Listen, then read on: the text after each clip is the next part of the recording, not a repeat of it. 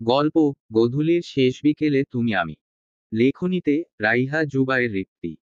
চতুর্থ পর্ব। মধ্য দুপুরে সাফায়াত এসেছে পুরো ফ্যামিলি নিয়ে বসুন্ধরা শপিং মলে। শারমিন বেগম মেয়েকে বিয়ের শাড়ি সিলেক্ট করে দিচ্ছে। রুয়াত দাঁড়িয়ে দাঁড়িয়ে তা দেখছে। সাদমান আর সাফায়াত গিয়েছে পুরুষদের মলের দিকে। সাদমান নিজের জন্য পাঞ্জাবি, শার্ট প্যান্ট, জুতা, ঘড়ি, পারফিউম কিনে নিল। এদিকে সাফায়াত একটা কিছুও নিজের জন্য চুজ করতে পারছে না। সাদমান তার জিনিসগুলো কাউন্টারে দিয়ে সাফায়াতের দিকে এগিয়ে এসে বলল, হলো তোমার ব্রো। সাফায়াত জুতা দেখতে দেখতে বলল, এখনো হয়নি। কিছুই পছন্দ হচ্ছে না। আমি পছন্দ করে দিব। দে দেখি। সাদমান ঘুরে ঘুরে পাঞ্জাবি, শার্ট প্যান্ট, জুতা চুজ করে দিল। সাফায়াতের তেমন পছন্দ হলো না। তবুও সময় ওয়েস্ট হবে ভেবে সাদমানের পছন্দ করে দেওয়া গুলোই নিয়ে নিল। তারপর বিল পে করে চলে আসলো রুয়াতদের কাছে। রুয়াত নিজের জন্য এখনো কিছু কিনেনি। তার শাশুড়ি আর নন্দেরই এখনো কেনা হয়নি। তবে এদিক ওদিক চোখ বুলিয়ে দেখছে। শারমিন বেগম রুয়াতকে তার পাশে বসে থাকতে দেখে বলে উঠল, তুমি বসে আছো কেন রুয়াত? যা পছন্দ হয় নিয়ে নাও। রুয়াত উঠে দাঁড়ালো। এই দোকানে থাকা পিঙ্ক কালারের একটা শাড়িতে চোখ আটকে যায় রুয়াতের। রুয়াত দোকানদারকে বলে শাড়িটা দেখাতে। দোকানদার শাড়িটা বের করে মেলে ধরে। রুয়াত শাড়িটা ছুঁয়ে দেখে। হঠাৎ পেছনে থেকে ভেসে আসলো, শাড়িটায় দারুণ মানাবে তোমায়। রুয়াতের ওষ্ঠে হাসি ফুটল। সহসা পিছু ফিরলে সাফায়াতের বুকে গিয়ে ঠেকল রুয়াতের পিঠ। সত্যি মানাবে আমায়। অবশ্যই। শাড়িটা প্যাক করুন। আচ্ছা, আপনি কি কিনলেন নিজের জন্য? সাফায়াত হাতের প্যাকেটগুলো দেখিয়ে বলল। স্বাদ পছন্দ করে দিল। আমার চয়েস ভীষণ বাজে। তবে ভুল করে হলেও তোমার শাড়ির সাথে আমার পাঞ্জাবি ম্যাচিং হয়েছে। ম্যাচ না হলেও আমি ম্যাচিং করে ঠিক আবার পাঞ্জাবি কিনাতাম। সাফায়াত হাসল। মায়ের দিকে তাকিয়ে বলল, তোমার শাশুড়ি ননদের এখনো কেনা শেষ হয়নি দেখছি। হ্যাঁ, তা তোমার কেনা শেষ। হু, জাস্ট একটা শাড়িতেই হয়ে গেল। আর কি কিনবো? আশ্চর্য, গায়ে হলুদ বৌভাত তার জন্য কিনবা না? জামাইয়ের টাকা বাঁচাতে চাইছো নাকি আমি কিপটে কোনটা? পাশ থেকে সাদমান বলে উঠল, রুয়াত ব্রোয়ের মন কিন্তু অনেক বড় বুঝলে। তোমার যা পছন্দ হয় সব লুফে নাও আমার মতো। রুয়াত আর দুটো শাড়ি নিয়ে নিল। সাফায়াত সাদমানের কানের কাছে মুখ নিয়ে বলল, সামনে তো তুইও করবি বিয়ে। তোর বিয়েতে আমি আর রুয়াত তোকে ফতুর বানিয়ে ছাড়ব। সাদমান হাই তুলতে তুলতে বলে, আমি বিয়ে করব এক কাপড়ে কোর্টে গিয়ে। নো অনুষ্ঠান, নো শপিং। সাফায়াত সাদমানের কান টেনে ধরে বলে, তুই তো হারকিপটে। সে তো আমি আগে থেকেই। এখন কান ছাড়ো। মানসম্মান রাখবে না দেখছি লোকজনের সামনে। সাফায়াত কান ছেড়ে দিল। কেনাকাটা শেষে সন্ধ্যার সময় হালকা পাতলা খানাপিনা করে বাসায় আসে সবাই। রুয়াত বাহির থেকে এসেই ওয়াশরুমে ঢুকে যায় গোসল সারতে। বিছানা জুড়ে ছড়িয়ে ছিটিয়ে আছে শপিং ব্যাগ। সাফায়াত সেগুলো এক এক করে আলমারিতে রেখে দেয়। শরীর চুলকাচ্ছে ভীষণ। গোসল না করলেই নয়। ওয়াশরুমের দরজায় গিয়ে টুকা দিল সাফায়াত। রুয়াত ভেতর থেকেই বলে উঠল, কি? একটু খুলো তো। কেন? 1 নম্বর পেয়েছে। আমার গোসল শেষ হোক তারপর। আরে ততক্ষণ চেপে রাখতে পারবো না। বেরিয়ে আসবে। তাহলে সাদমান ভাইয়ার রুমে যান। আশ্চর্য, একটু খুলো। আমি কি বাহিরের লোক? তোমার স্বামীই তো খুলো। রুয়াত একদম ভেজা জামাকাপড় চেঞ্জ করে শুকনো জামাকাপড় পরে দরজা খুলে। সাফায়াত ভেতরে ঢুকতে নিলে রুয়াত বেরিয়ে আসে। অবাক হয়ে বলে, বেরিয়ে আসলে কেন? রুয়াত টাওয়াল দিয়ে মাথার চুল মুছতে মুছতে বলল, আপনিই তো তারা দিলেন সেজন্য। আশ্চর্য, আমি জাস্ট দরজাটা খুলতে বলেছি। তোমাকে বের হয়ে আসতে বলিনি। আমি বের না হলে আপনি হিসু করবেন কিভাবে? সাফায়াত চোখ ছোট ছোট করে বলল, আমি কখন বললাম আমি হিসু করব? কেন, আপনিই তো বললেন আপনার 1 নম্বর পেয়েছে। আর 1 নম্বর মানেই তো ওটা। ইডিয়ট। বুঝিয়েছি আমার প্রেম পাচ্ছিল। রুয়াত ভ্রু কুঁচকে তাকালো। রেগে বলল, 1 নম্বর মানে প্রেম? হু, আপনার মাথা গরু একটা। সাফায়াত হাত টেনে রুয়াতকে কাছে আনলো। ঘাড়ে মুখ গুজে দিয়ে নেশালো কণ্ঠে বলল, ছ্যাতো করে উঠো কেন রমণী, আমার হৃদয়ে আগুন জ্বালিয়ে। রুয়াত সাফায়াতের থেকে নিজেকে ছাড়াতে ছাড়াতে বলল, মেয়েদের কাজই পুরুষের হৃদয়ে আগুন জ্বালিয়ে দেওয়া। নিভানোর শেষ ক্ষত স্থানে মলমটাও তো লাগিয়ে দেওয়া মেয়েদের কাজের মধ্যেই পড়ে। উমম মন্দ বলেন নিতা। তবে আমি তো মলম লাগাতে জানি না। আমি আগুনে আরো ঘি ঢেলে দিতে জানি। জানেন কি করে সেটা? কি করে? রুয়াত সাফায়াতের মুখ দুহাতে ধরে কাছে টেনে আনলো। দুজনের মুখ ছুঁয়ে যাচ্ছে একে অপরের মুখের সাথে। রুয়াত ঠোঁট কামড়ে তারপর সাফায়াতের ঠোঁটে চুমু খেয়ে কামড় বসিয়ে দিল। সাফায়াত ব্যথায় চোখ খিচে ধরল। তবে ছাড়ল না রুয়াতকে। আগের তুলনায় শক্ত করে চেপে ধরল এবার কোমরটা। রুয়াত ছেড়ে চলে আসতে নিলে সাফায়াত চেপে ধরে ঠোঁট। মিনিট 10 পর মনের খায়েশ মিটলে ছেড়ে দেয় রুয়াতকে। ওয়াশরুমের দিকে যেতে যেতে বলে যায়, আগুনে ঘি ঢাললে তার তেজ তো সইতেই হবে বউ। বাকিটা রাতে কাছে আসলে পুষিয়ে নিব।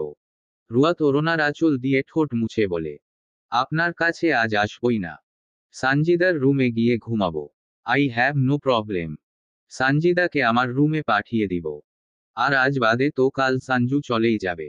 ওর সাথে সাথে আমিও চলে যাব আমার বাপের বাড়ি।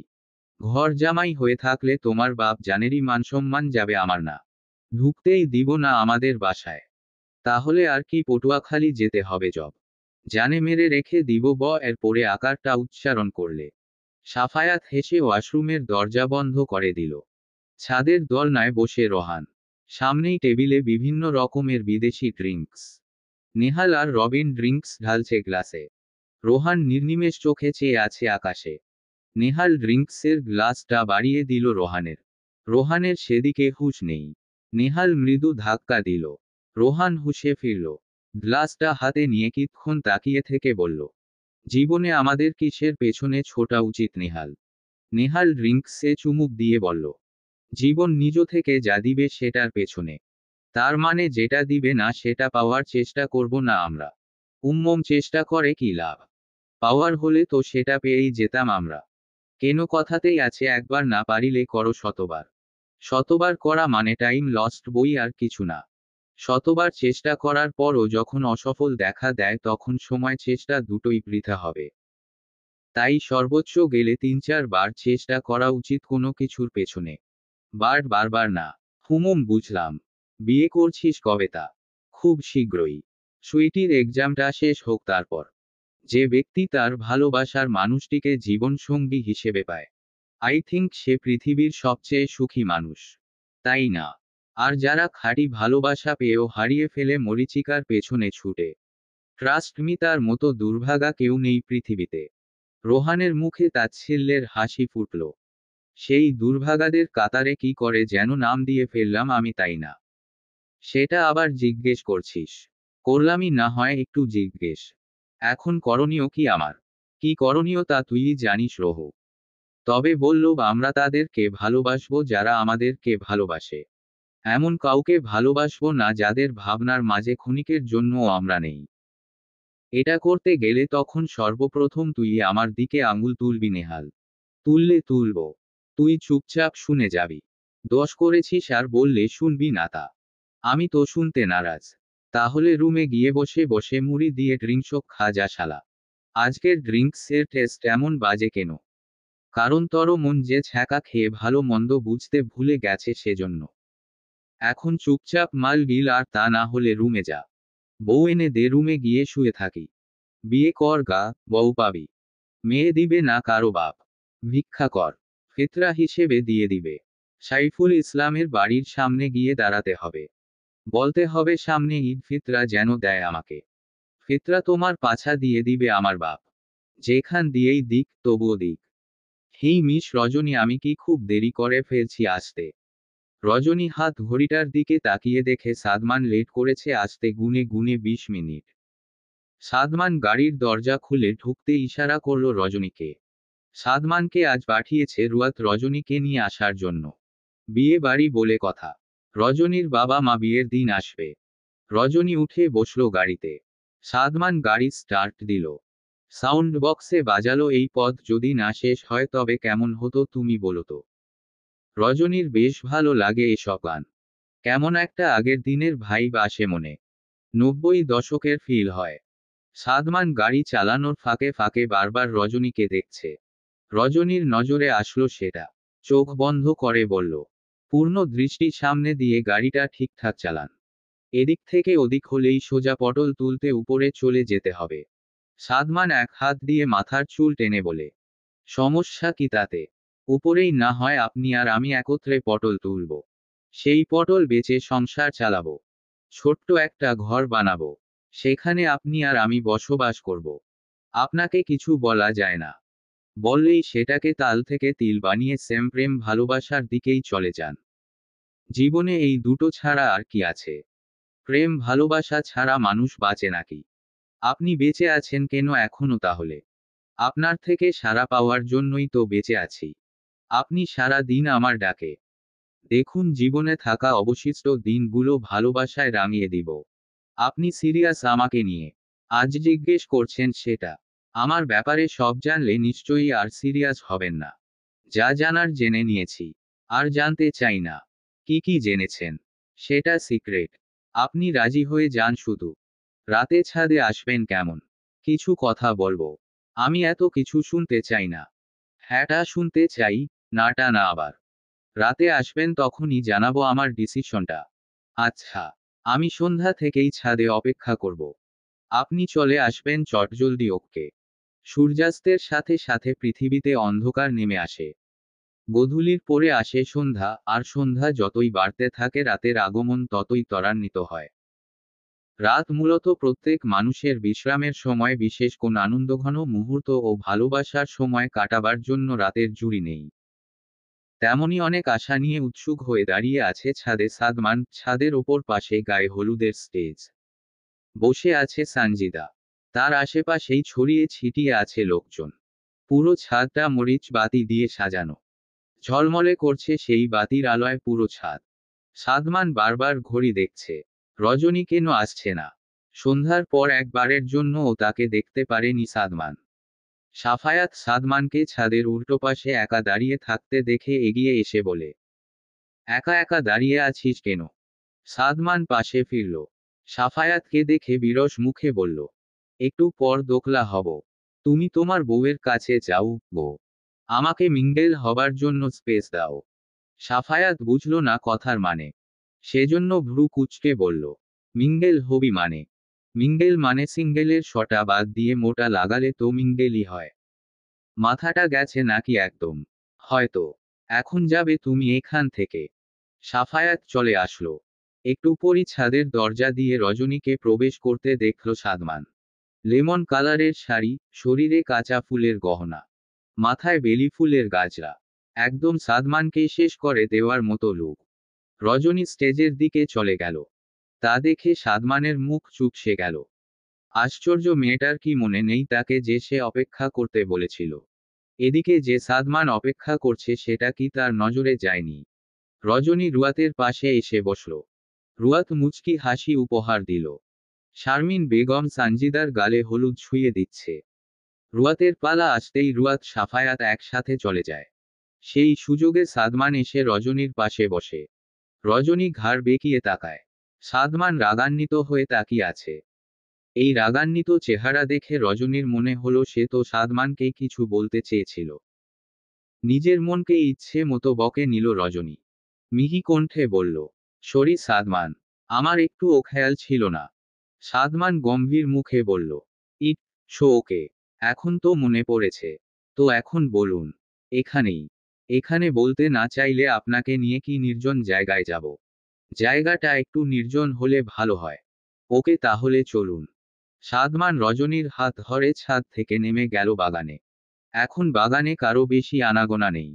সবাই ছাদে ব্যস্ত। রজনীকে দোলনায় বসিয়ে নিজেও বসল। তারপর বলল, এবার বলুন। রজনীর বুকটা ধুকপুক করছে।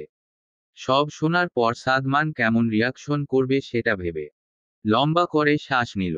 তারপর বলল, আপনি তো জানেন আমি সিজোফ্রেনিয়া রোগে আক্রান্ত, তার উপর ডিভোর্সেস। আরও একটা খুঁতো আছে। বলতে পারেন খুঁতো না, অপূর্ণতা আছে আমার জীবনে। আমাকে বিয়ে করলে কখনো বাবা ডাক শুনতে পারবেন না। সাদমান সহসা রজনীকে জড়িয়ে ধরল।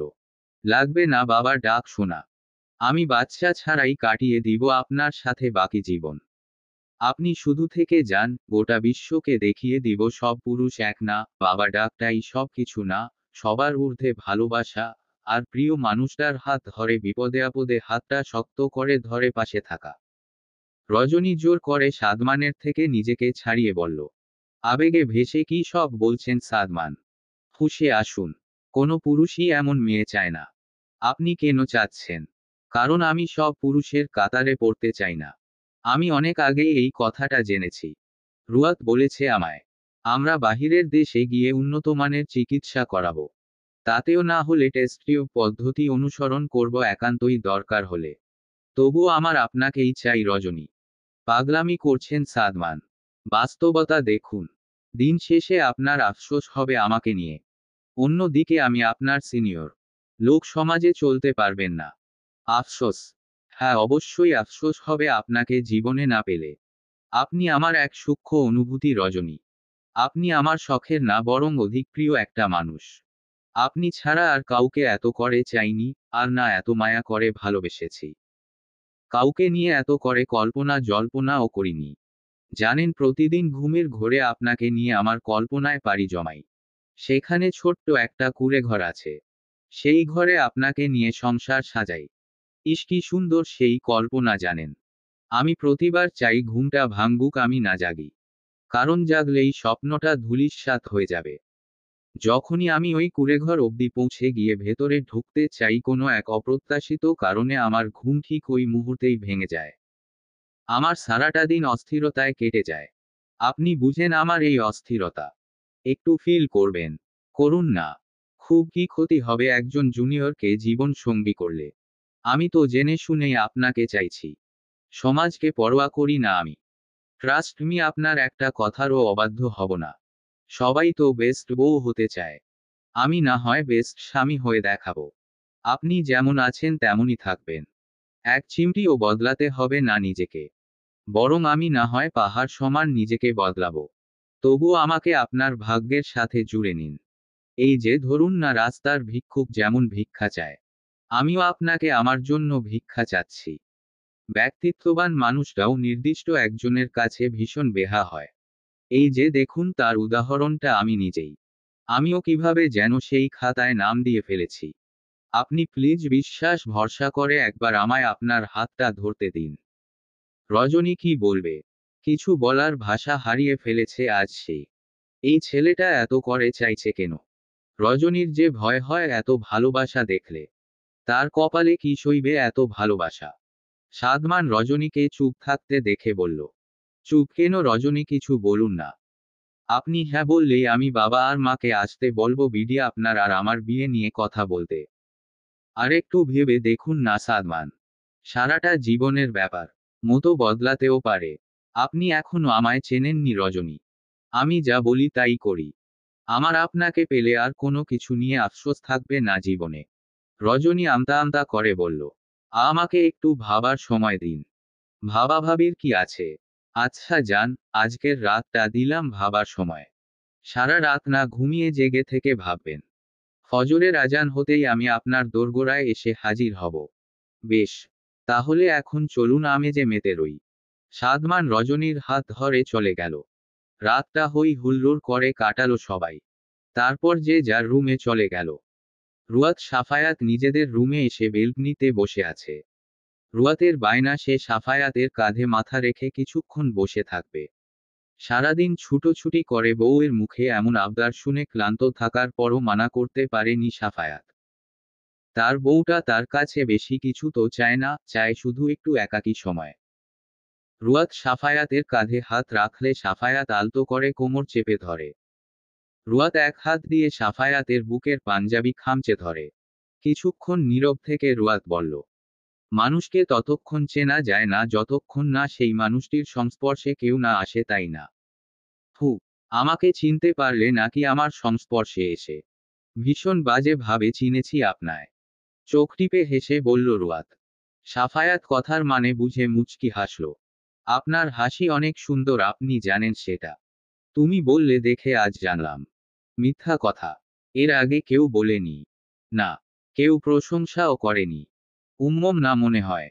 মিথ্যুক একটা। এত হ্যান্ডসাম ছেলে তার নাকি কেউ প্রশংসা করেনি। জবার তো করার কথা। ও যা ছোবলা প্রকৃতির মেয়ে। What is ছোবলা? ছোবলা কি? সেটার সম্পূর্ণ মানে ভালোভাবে আমিও জানি না, তবে এটা মানে মেবি ক্যারে ক্যারে নেওয়া বা ছ্যাঁচড়ামো করা, বা বেলেহাজ হয় পিছু পড়ে থাকা। সাফায়াত চোখ ছোট ছোট করে বলল, আর কিছু নেই। থাকলেও আপাতত মনে পড়ছে না। আচ্ছা জঞ্জাল জবা আসলো না কেন? জানি না তো। কেন জানেন না? তুমি কেন জানো না? আমি তো ওকে দেখতে পারি না। আর আমি মনে হয় ওকে ভীষণ দেখতে পারি। আপনার না এক্স ছিল ও? আমি কি ওর সাথে প্রেম করছি নাকি যে এক্স হবে? তাহলে বিয়ের কথা উঠেছিল কেন? ফুপি এনেছিল প্রস্তাব বিয়ের। আম্মাও রাজি ছিল একটু। কিন্তু আমি রাজি ছিলাম না। কাজিন হিসেবে ও ঠিক আছে, বাট বউ হিসেবে না। বউ হিসেবে আমি নিশ্চয়ই ঠিক। একটু প্রাউড ফিল নিয়ে বলল রুয়াত। সাফায়াত রুয়াতের হাতের পিঠে চুমু খেয়ে বলল, শুধু ঠিক না, একদম পারফেক্ট। রুয়াত হেসে ফেলল। এদিকে সাদমান রুমে আসার পর থেকে শুধু হাঁসফাঁস করছে। ঘুম তো মোটেও আসছে না। শুধু মাথায় ঘুরপাক খাচ্ছে রজনী কি বলবে সেটা ভেবে। একবার বিছানায় গড়াগড়ি করছে তো আরেকবার বেলকনি গিয়ে বসছে, আবার রুমে এসে পায়চারি করছে। এভাবেই ভোরের আজান অবধি কাটালো। সাদমান আর রুমের ভেতর থাকলই না। সাদমান সোজা রজনীর রুমের সামনে এসে দরজায় টোকা দিল। রজনী যেন সাদমানেরই অপেক্ষায় ছিল। আওয়াজ পেতেই দরজা খুলে দিল। সাদমান হুড়মুড়িয়ে রুমে ঢুকল এবং সরাসরি জিজ্ঞেস করল, আপনার উত্তরটা মিস রজনী? রজনী এদিক ওদিক তাকিয়ে বলল, আমি রাজি। কথাটা যেন বিদ্যুতের ন্যায় এসে প্রবেশ করল সাদমানের কানে। সাদমান তার কানকে বিশ্বাস করতে পারছে না। সত্যি রজনী এটা বলেছে? সাদমানের তো নিজেকে পৃথিবীর সবচেয়ে সুখী ব্যক্তি মনে হচ্ছে। তার ভালোবাসাকে তার আল্লাহ পাইয়ে দিচ্ছে। এই খুশি সে কিভাবে প্রকাশ করবে বুঝে উঠতে পারছে। রজনীর হাত সহসা মুঠোয় নিল। তারপর ওষ্ঠ ছুঁয়ে দিয়ে বলল, ধন্যবাদ রজনী, আমাকে বিশ্বাস ভরসা করার জন্য। আমার যে কি খুশি লাগছে বলে বুঝাতে পারবো না। আমি এখনই বাবা মাকে বিডি আসতে বলছি। সাদমান চলে গেল। রজনী নির্নিমেষ চোখে চেয়ে দেখল সাদমানের যাওয়া। এত খুশি এই ছেলেটা শুধু হ্যাঁ বলাতেই। পার্লারের লোকেরা এসে সাজিয়ে দিয়ে গেছে সানজিদাকে। সানজিদা এখন নিজের রুমে বসে আছে। সানজিদার রুমে রুয়াত রজনীও আছে। আজ সকালে আবার জবাও এসেছে। রুয়াতের দেখতে ইচ্ছে করে না জবাকে। ইচ্ছে করে জবা গাছের সাথে ম্যাজিক করে ফুল বানিয়ে আটকে রাখুক। আসার পর থেকেই ঢং করছে। পুরো বাড়ি টইটি করছে কোমর দুলিয়ে দুলিয়ে। ভীষণ বিরক্ত এতে রুয়াত। বর এসে গেছে, সানজিদাকে নিয়ে আসো। রুমে ঢুকতে ঢুকতে কথাটা জবা বলে। পরনে তার লাল টুকটুকে পাতলা শাড়ি। শরীরের ভাঁজ স্পষ্ট। রুয়াত পারছে না এই শরীরে কেরোসিন তেল ঢেলে দিতে। সব কিছু করছে ছেলেদের ইমপ্রেস করতে। বেহা মেয়ে বিয়ে ঠিক হবার পরও এমন বেহায়াপনা করছেছি। রুয়াত রজনী সানজিদাকে নিয়ে গেল স্টেজে। নাইমুরের পাশে বসিয়ে দিল। নাইমুর মুগ্ধ চোখে দেখল তার প্রিয়তমাকে। সবার অগোচরে সানজিদা হাতখানা হালকা চেপে ধরল। ফিসফিস করে বলল, অসম সুন্দর লাগছে তোমায় সানজু, মাশাআল্লাহ। সানজিদা লজ্জার ন্যায় নুয়ে গেল। কাজী এসে বিয়ে পড়ানো শুরু করল। শারমিন বেগম এসে মেয়ের পাশে দাঁড়ালো। কবুল বলার সময় মেয়েদের পাশে কারো থাকাটা ভীষণ দরকার। কাজী কবুল বলতে বললে সানজিদার মুখ দিয়ে কবুল বের হয় না। মনে হয় কেউ আটকে রেখেছে কণ্ঠনালী। শারমিন বেগম মেয়েকে ভরসা দিলেন। সানজিদা খানিক ভরসা পেল। আর একটু সময় নিয়ে কবুল বলল। নাইমুরকে বলতে বললে নাইমুর সানজিদার দিকে তাকিয়ে কবুল বলে দেয়। সকলে আলহামদুলিল্লাহ বলে উঠে। কিছুটা দূরেই নির্নিমেষ চোখে চেয়ে আছে সাফায়াত। আদরের বোনটা আজ থেকে অন্যের অর্ধাঙ্গিনী। আজ থেকে অন্যের বাড়ি থাকবে। ভাই ভাই বলে ডাকার সময় ক্ষণিকের হয়ে গেল। রুয়াত সাফায়াতকে এমন নির্নিমেষ চোখে চেয়ে থাকতে দেখে বাহু জড়িয়ে ধরল। মাথাটা উঁচু করে মুখের দিকে তাকিয়ে বলল, কষ্ট পাচ্ছেন? সব মেয়েকেই এভাবে চলে যেতে হয়। কষ্ট না পেয়ে শুধু দোয়ায় রাখবেন ওদের, যেন ওদের সংসারে কোনো দিন ঝুটঝামেলা না লাগে। সব সময় হাসি খুশি শান্তিতে থাকে। হ্যাঁ, পৃথিবীর সব সুখ আমার বোনের জীবনে আসুক। কোনো দুঃখরা যেন আমার বোনকে স্পর্শ করতে না পারে। রুয়াত মুচকি হাসল। নাইমুর আর সানজিদার বিদায় বেলা ঘনিয়ে আসলো। সানজিদা কেঁদে ফেলল, মা, ভাই, ভাবিকে জড়িয়ে ধরে। রুয়াতেরও কান্না পেল। তার বিদায় বেলার কথা মনে পড়ল। সাফায়াত বোনকে ধরে গাড়িতে বসিয়ে দেয়।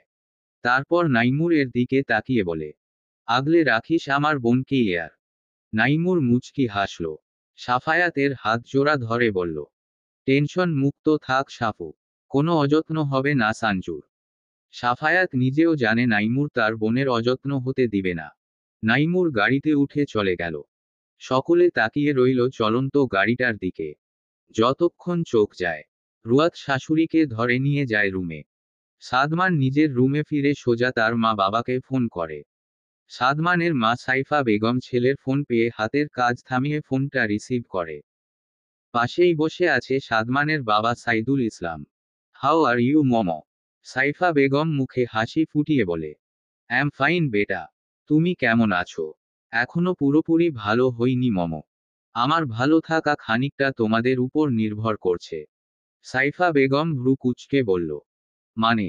মানেটা হচ্ছে আমি বিয়ে করতে চাই ভেরি শুন। মেয়েও পছন্দ, মেয়েও রাজি। এখন তোমরা বিডিএসে কথাবার্তা বলো মেয়ের পরিবারের সাথে। সাইদুল ইসলাম চকিতে চমকালো ছেলের এহেন কথায়। তার ছেলে বিডির এক মেয়েকে বিয়ে করতে চায়। স্ত্রীর থেকে ফোনটা নিয়ে ছেলেকে বলল, মেয়েটা কে সাধু? ব্রোয়ের বউয়ের বড় বোন রজনী। মেয়েটা ভীষণ Lakshmi dad, and most beautiful. তোমাদের পছন্দ হবে, ট্রাস্ট মি। আচ্ছা ছবি পাঠাও তো। সাদমান ফোনটা হোল্ড করে রজনীর ছবি পাঠিয়ে দিল। সাইদুল ইসলাম আর সাইফা বেগম রজনীর ছবিটা দেখল। পছন্দ হলো। সাদমান জিজ্ঞেস করল, কেমন দেখলে? হ্যাঁ চলে। তাহলে আর কি কালি চলে এসো গিরি। সামনাসামনি দেখলে বুঝতে পারবে মিস রজনী কতটা মিষ্টি একটা মেয়ে। কাল দেখা হচ্ছে তাহলে। সাদমান ফোন কেটে দিল। সে এখনই তার বাবা মাকে রজনীর অতীতটা বলবে না। এসব ফোনে বলার মতো বিষয় না। ঠান্ডা মাথায় বসে সামনাসামনি বুঝিয়ে বলতে হবে। সাদমানের বিশ্বাস তার বাবা মা বুঝবে বিষয়টা। রজনী রুয়াত এখনো শারমিন বেগমের রুমে। অতিরিক্ত কান্না করাই শরীর নেতিয়ে গেছে। রজনী রুয়াতকে নিজের রুমে চলে যেতে বলে। রজনী নিজে থাকবে আজ শারমিন বেগমের কাছে। রুয়াত চলে আসে। সাফায়াত বেকনিতে দাঁড়িয়ে আছে। রুয়াত রুমে ঢুকে বিছানায় বসে বলল, রুমে আসুন সাফু। সাফায়াত রুয়াতের আওয়াজ পেয়ে রুমে আসলো। মন খারাপ এখনো? সাফায়াত রুয়াতের পাশে বসে বলে, না। তাহলে লাইট বন্ধ করে আসুন তো। একটা ঘুম দিব আপনার বুকে মাথা রেখে। বিছানায় শুয়ে বলে রুয়াত। সাফায়াত রুমের লাইট বন্ধ করে বিছানায় আসে। সাফায়াত শুতেই রুয়াত সাফায়াতের বুকে মাথা রাখে। সাফায়াত বা হাত রুয়াতের মাথায় আলতো করে রাখে। মা ঘুমিয়েছে রুয়াত? হ্যাঁ, আপু আছে রুমে। ও, ঘুমিয়ে পড়ো তুমিও। কাল তো ওদের বাড়ি যেতে হবে। হু, আপনিও ঘুমানোর চেষ্টা করুন। সকাল 11টার দিকে রোহান ঘুম থেকে উঠে। কাজের বুয়া রান্না বান্না করে রেখে চলে গেছে। রোহান ব্রাশ করে খাবার টেবিলে আসে খাবার খেতে। এর মধ্যে পকেটে থাকা ফোন বেজে ওঠে। রোহান চেয়ার টেনে বসে পকেট থেকে ফোন বের করে দেখে নীতি ফোন করেছে। রোহান প্লেটে রুটি নিতে নিতে ফোনটা রিসিভ করে কানে নেয়। বল নীতি। নীতি তার হলের রুমের করিডোরে দাঁড়িয়ে আছে। আজ সকাল থেকেই আকাশটা মেঘলা। একদল বাউন্ডুলে মেঘ ঘোরাঘুরি করছে আকাশে। সেই সাথে আজ নীতির মনও ভীষণ খারাপ। আসার পর থেকে কথা হয়নি রোহানের সাথে। তার উপর ভার্সিটির এক ছেলে আজকাল বেশ বিরক্ত করছে নীতিকে। এর আগেও করেছে, তবে কথা বলার চেষ্টা করেনি। এমনি শুধু তাকিয়ে থাকত। কিন্তু এখন কথা বলা থেকে শুরু করে হুটহাট হাত ধরে বসে। নীতিমানাও করেছে ছেলেটাকে। তবে ছেলেটা শুনতে নারাজ। তার নীতিকে পছন্দ হয়েছে। ফোন দিয়ে বিরক্ত করে। ক্লাস ফ্রেন্ডদের থেকে নীতির নম্বরও সংগ্রহ করছে। ছেলেটা আবার ভার্সিটিতে পলিটিক্স করে বেড়ায়। বেশ পাওয়ারফুল ব্যক্তি। নীতি সিদ্ধান্ত নিয়েছে এই ভার্সিটিতে আর পড়বে না। খুব শীঘ্রই ঢাকা চলে যাবে। ইয়ার লস হলে হবে। কেমন আছেন? রোহান মুখে রুটি নিতে নিতে বলল, ভালো আছি। তুই? ভালো নেই। রোহানের ভ্রু কুঁচকে আসলো। কেন ভালো নেই? আমি আর ফেনী থাকবো না। কেন? এই শহরটা আরো ভালো লাগছে না। আমি ঢাকায় পড়ব। আপনাদের আশেপাশে থাকবো। এখানে একা একা ভালো লাগে না। ওহ, তোর ভাইকে বল আমায় না বলে। ভাইয়াকে বলবো। আপনাকেও জানিয়ে রাখলাম। আচ্ছা। খেয়েছিস? না। আপনি? খাচ্ছি। খাসনি কেন এখনো? তাড়াতাড়ি খেয়ে নে। আচ্ছা রাখছি তাহলে। নীতি ফোন কেটে দিল। হলের নিচে তাকাতেই দেখল গেটের বাহিরে নিলয় দাঁড়িয়ে আছে। নীতির বিরক্ত লাগছে। এই ছেলেকে বললেও তো শুনছে না। যত তাড়াতাড়ি সম্ভব চলে যেতে হবে। এই ছেলের স্বভাবও ভালো না। 101টা প্রেম করে আবার শারীরিক সম্পর্কও করে মেয়েদের সাথে। যার উপর নজর পড়ে তাকেই জোর করে এদিনের জন্য হলেও বেড়ে নেয়। তারপর টিস্যুর মতো ছুঁড়ে ফেলে দেয়। নীতি নেহালকে ফোন দিয়ে সব বলল। নেহাল বলল ছেলেটার ফোন নম্বরটা দিতে। নীতি ফোন নম্বরটা দিল। নেহাল নিলয়কে দেখে নিবে বলল। আর এও বলল যে পড়তে না চাইলে জোর করবে না। ওদিকের নীতির ভার্সিটির সব কাজ টাজ শেষ হলে নেহাল আসবে নীতিকে নিতে। নীতি কিছুটা রিলিফ পেল। নেহাল দুপুরের দিকে রোহানের বাসায় আসলো। রোহান তখন বেডে শুয়ে বাংলাদেশের ক্রিকেট ম্যাচ দেখছিল। নেহাল বিছানায় বসল। রোহান একটা ঝামেলা হচ্ছে। রোহান ভ্রু কুঁচকে বলল। কিসের ঝামেলা? নীতিকে ঢাকায় নিয়ে আসবো। হ্যাঁ নীতি বলল তো ও চলে আসবে। নিলয় নামের ছেলেটা বেশ বিরক্ত করছে নীতিকে। আমি আজ কথা বলেছি নম্বর নিয়ে নিলয় ছেলেটার সাথে। ওর ইতিহাসও জেনেছি লোক লাগিয়ে। ব্যাকগ্রাউন্ড ভালো না। পলিটিক্স করে, নেশাখোর, হাজারটা মেয়ের সাথে শারীরিক সম্পর্ক করে। এখন বলছে ওর নীতিকে পছন্দ, নীতিকে ওর চাই। রোহান শোয়া থেকে উঠে বসল। কবে থেকে বিরক্ত করছে? মাস দুয়েক। আর আমাকে আজ বলছিস? পলিটিক্স আমরাও করি। নীতি ভয় পেয়ে চলে আসতে চাইছে তাই বলে। বুঝছিস না ব্যাপারটা? ফেনী শহরে আমাদের পাওয়ার নেই। তার চেয়ে নীতি চলে আসুক। নিলয়ের এ টু জেড সব হিস্ট্রি আমাকে দিস তো ফেনী শহরের পাওয়ার ওর পাছা দিয়ে ভরে দিয়ে আসবো। আর তোর বোন রে ঠাটিয়ে চর মেরে আসবো। ছেলেটা বিরক্ত করছে, কই আগে বলবে তা না করে এখন বলতেছে। আমি সপ্তাহ খানের পর ফেনী যাব নীতিকে আনতে। আমি কোনো রিস্ক নিতে চাই না ইয়ার আমার বোনকে নিয়ে।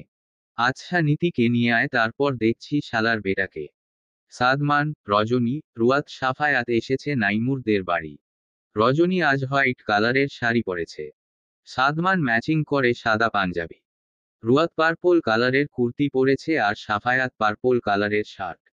সাদমান রজনীর হাত ধরে ঘুরছে বাড়ির বাগানটা। বৌভাত বলে কথা, আনাচে কানাচে লোকজনের সমাগম। অনেক মানুষ এসেছে বৌভাতে। সাদমান রজনীকে বলেছে তার বাবা বিডি আসছে ভেরি শুন। তার আর রজনীর বিয়ের কথাবার্তা বলবে। রজনী চুপচাপ শুনেছে শুধু কথাগুলো। নাইমুরদের বাড়ির বাগানের এক পাশে হরেক রকমের ফুলের বাহার। সাদমান লাল টুকটুকে একটা গোলাপ ছিঁড়ে রজনীর কানে গুজে দিয়ে বলল। এটারই কমতি ছিল রজনী। এখন পরিপূর্ণ দেখাচ্ছে। রজনী আলতো হাতে ফুলটাকে ছুঁয়ে দিয়ে মুচকি হাসল। আকস্মিক শাড়ির আঁচলে টান পোড়ায় পিছু ফিরল রজনী। 2.5 বছরের একটা বাচ্চা মেয়ে রজনীর আঁচল ধরেছে। পরনে লাল টুকটুকে ফ্রক। চুলগুলো দুপাশে ঝুঁটি করা। রজনী নিচু হলো। আশেপাশে কাউকে না দেখে বলল। কি হয়েছে বাচ্চা? মাম্মা পাপা কোথায় তোমার? কোলে তুলে নিল বাচ্চাটাকে। সাদমান মেয়েটার শরীরে আলতো হাত রেখে বলল। কার বাচ্চা এটা? আশেপাশে তো কাউকে দেখছি না। সেটাই। বাচ্চাটা কি কিউট, গুলুমুলু তাই না?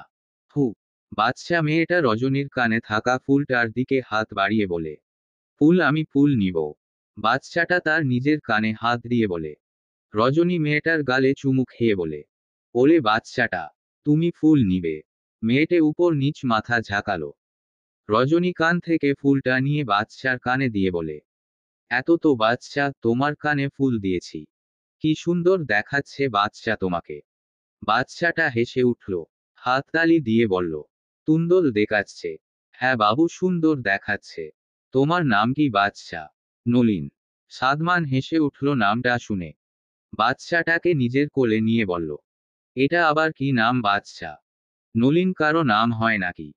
সাইড থেকে রুয়াতের কণ্ঠস্বর ভেসে আসলো। রজনীকে ডাকছে।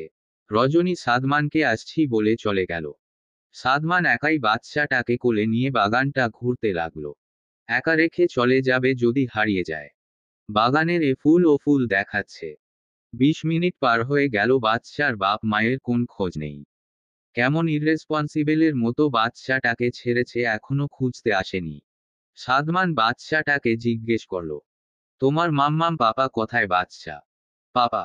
হ্যাঁ, কাছে গুত্ত। তোমার মাম্মাম? বাচ্চাটা চুপ, সে ফুল নিয়ে খেলতে ব্যস্ত। সাদমান বসল বাচ্চাটাকে নিয়ে দোলনায়। কিছুক্ষণ পর এক ভরাট কণ্ঠ শুনতে পেল সাদমান। নওরিন, তুমি এখানে? তোমাকে যে পাপা খুঁজছে। মা, এদিকে আসছো কেন? সাদমান মাথা তুলে তাকালো। স্যুট পরিহিত এক লোক, অতি সুদর্শন বলা চলে, চোখে মোটা ফ্রেমের চশমা, এগিয়ে এসে বাচ্চাটাকে কোলে নিয়ে বলল, সরি মিস্টার, বিরক্ত করেনি তো নওরিন আপনায়? সাদমান মুচকি হেসে বলল, না না, বিরক্ত করেনি। ভীষণ মিষ্টি বাচ্চাটা, তবে খেয়াল রাখা উচিত, বাচ্চা তো হারিয়ে যাবে। পাশেই বসিয়েছিলাম চেয়ারে, কখন যে দুষ্ট মেয়েটা চোখ ফাঁকি দিয়ে চলে আসলো বুঝতেই পারিনি। থ্যাঙ্কস আপনাকে mister Sadman. Thanks mister Sadman. আমি নৌফিল, আর এটা আমার মেয়ে নওরিন। সাদমান চমকালো নৌফিল নামটা শুনে। ওই নৌফিল এখানে আসবেই বা কি করে? এই নামে তো অনেক মানুষই থাকে। আসছি, মাম্মা আঙ্কেলকে টাটা দাও। নওরিন হাত নাড়িয়ে বলল, তাতা আঙ্কেল। নৌফিল চলে গেল মেয়েকে নিয়ে। সাদমান ঠোঁট কামড়ে কিছুক্ষণ দাঁড়িয়ে থেকে চলে আসলো। পরন্ত বিকেল, খাওয়া দাওয়া শেষ রজনীদের।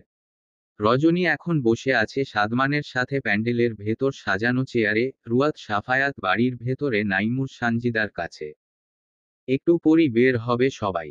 রজনীর ওয়াশরুমের চাপ পেল, সেজন্য বসা থেকে উঠে সাদমানের দিকে তাকিয়ে বলল, আমার একটু ওয়াশরুমে যেতে হবে। আমি আসছি একটু।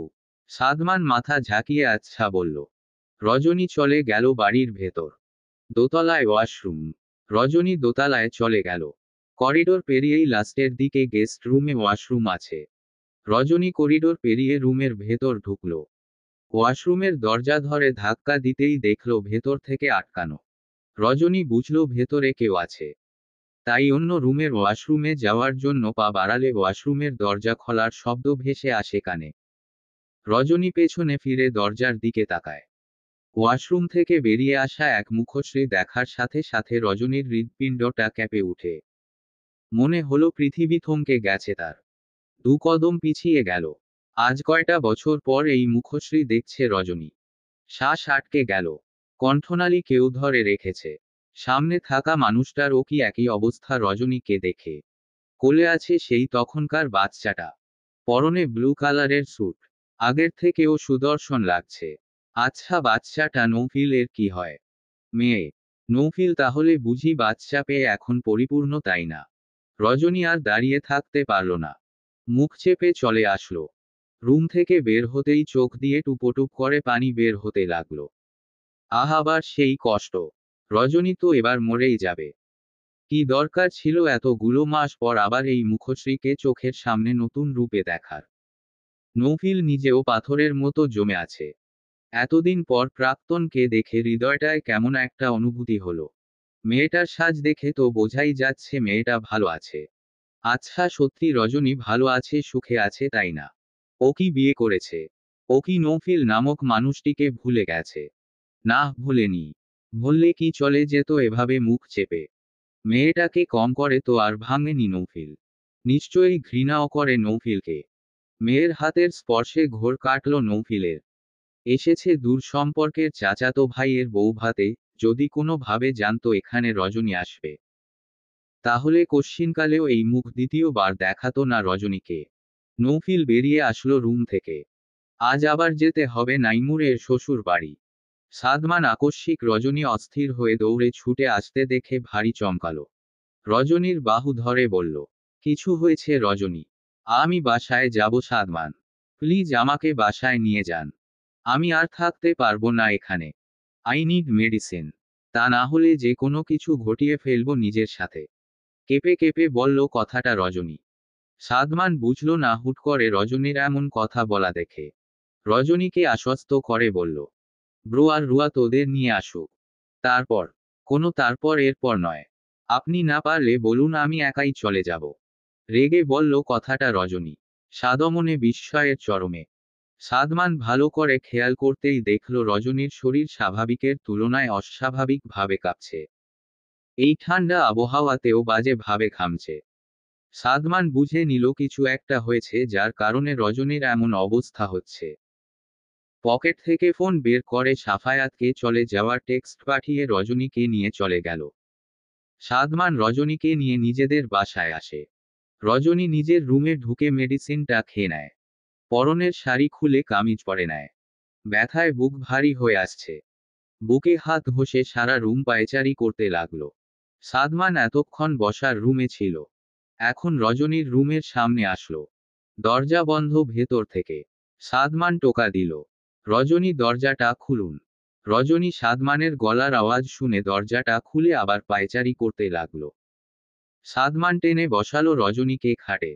রজনীর এমন অবস্থা জাস্ট নিতে পারছে না সাদমান। গালো আলতো করে হাত রেখে বলল, হোয়াট হ্যাপেন্ড রজনী? কি হয়েছে আপনার? এমন দেখাচ্ছে কেন? বলুন আমায়। রজনী জোরে জোরে শ্বাস নিল।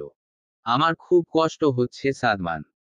রজনীর গলার স্বর শুনে সাদমানের ভেতর আত্মাটা কেঁপে উঠল। কোথায় ব্যথা হচ্ছে আমায় বলুন।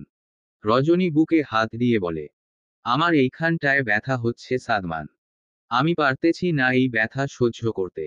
মনে হচ্ছে আমি মরেই যাব। আমাকে মেরে ফেলুন না সাদমান। সত্যি আমি এই ব্যথা নিতে পারতেছি না। উফ, কি অসহ্য ব্যথা। রজনীর চোখ দিয়ে সমান তালে জল পড়তে লাগলো। সাদমান জড়িয়ে ধরল রজনীকে। মাথায় হাত রেখে বলল, হঠাৎ এত কষ্ট পাচ্ছেন কেন রজনী? কি হয়েছে আমাকে বলুন না। আপনার চোখের জল আমাকে বড্ড পীড়া দিচ্ছে। রজনী এবার ডুকরে কেঁদে উঠল। সাদমানকে শক্ত করে জড়িয়ে ধরে বলল, জানেন আমি আজ নৌফিলকে দেখেছি। ও ছিল বিয়ে বাড়িতে। ওই যে আমরা যেই বাবুটাকে কোলে নিলাম না, ওই বাবুটা ওর কোলে ছিল। নৌফিলের বাবু হয়েছে। ও সুখী আছে। ও চোখের সামনে আসার পর থেকেই আমার বুকে ব্যথা করতেছে সাদমান। আমি কি এই বুকে ব্যথা নিয়ে মরে যাব?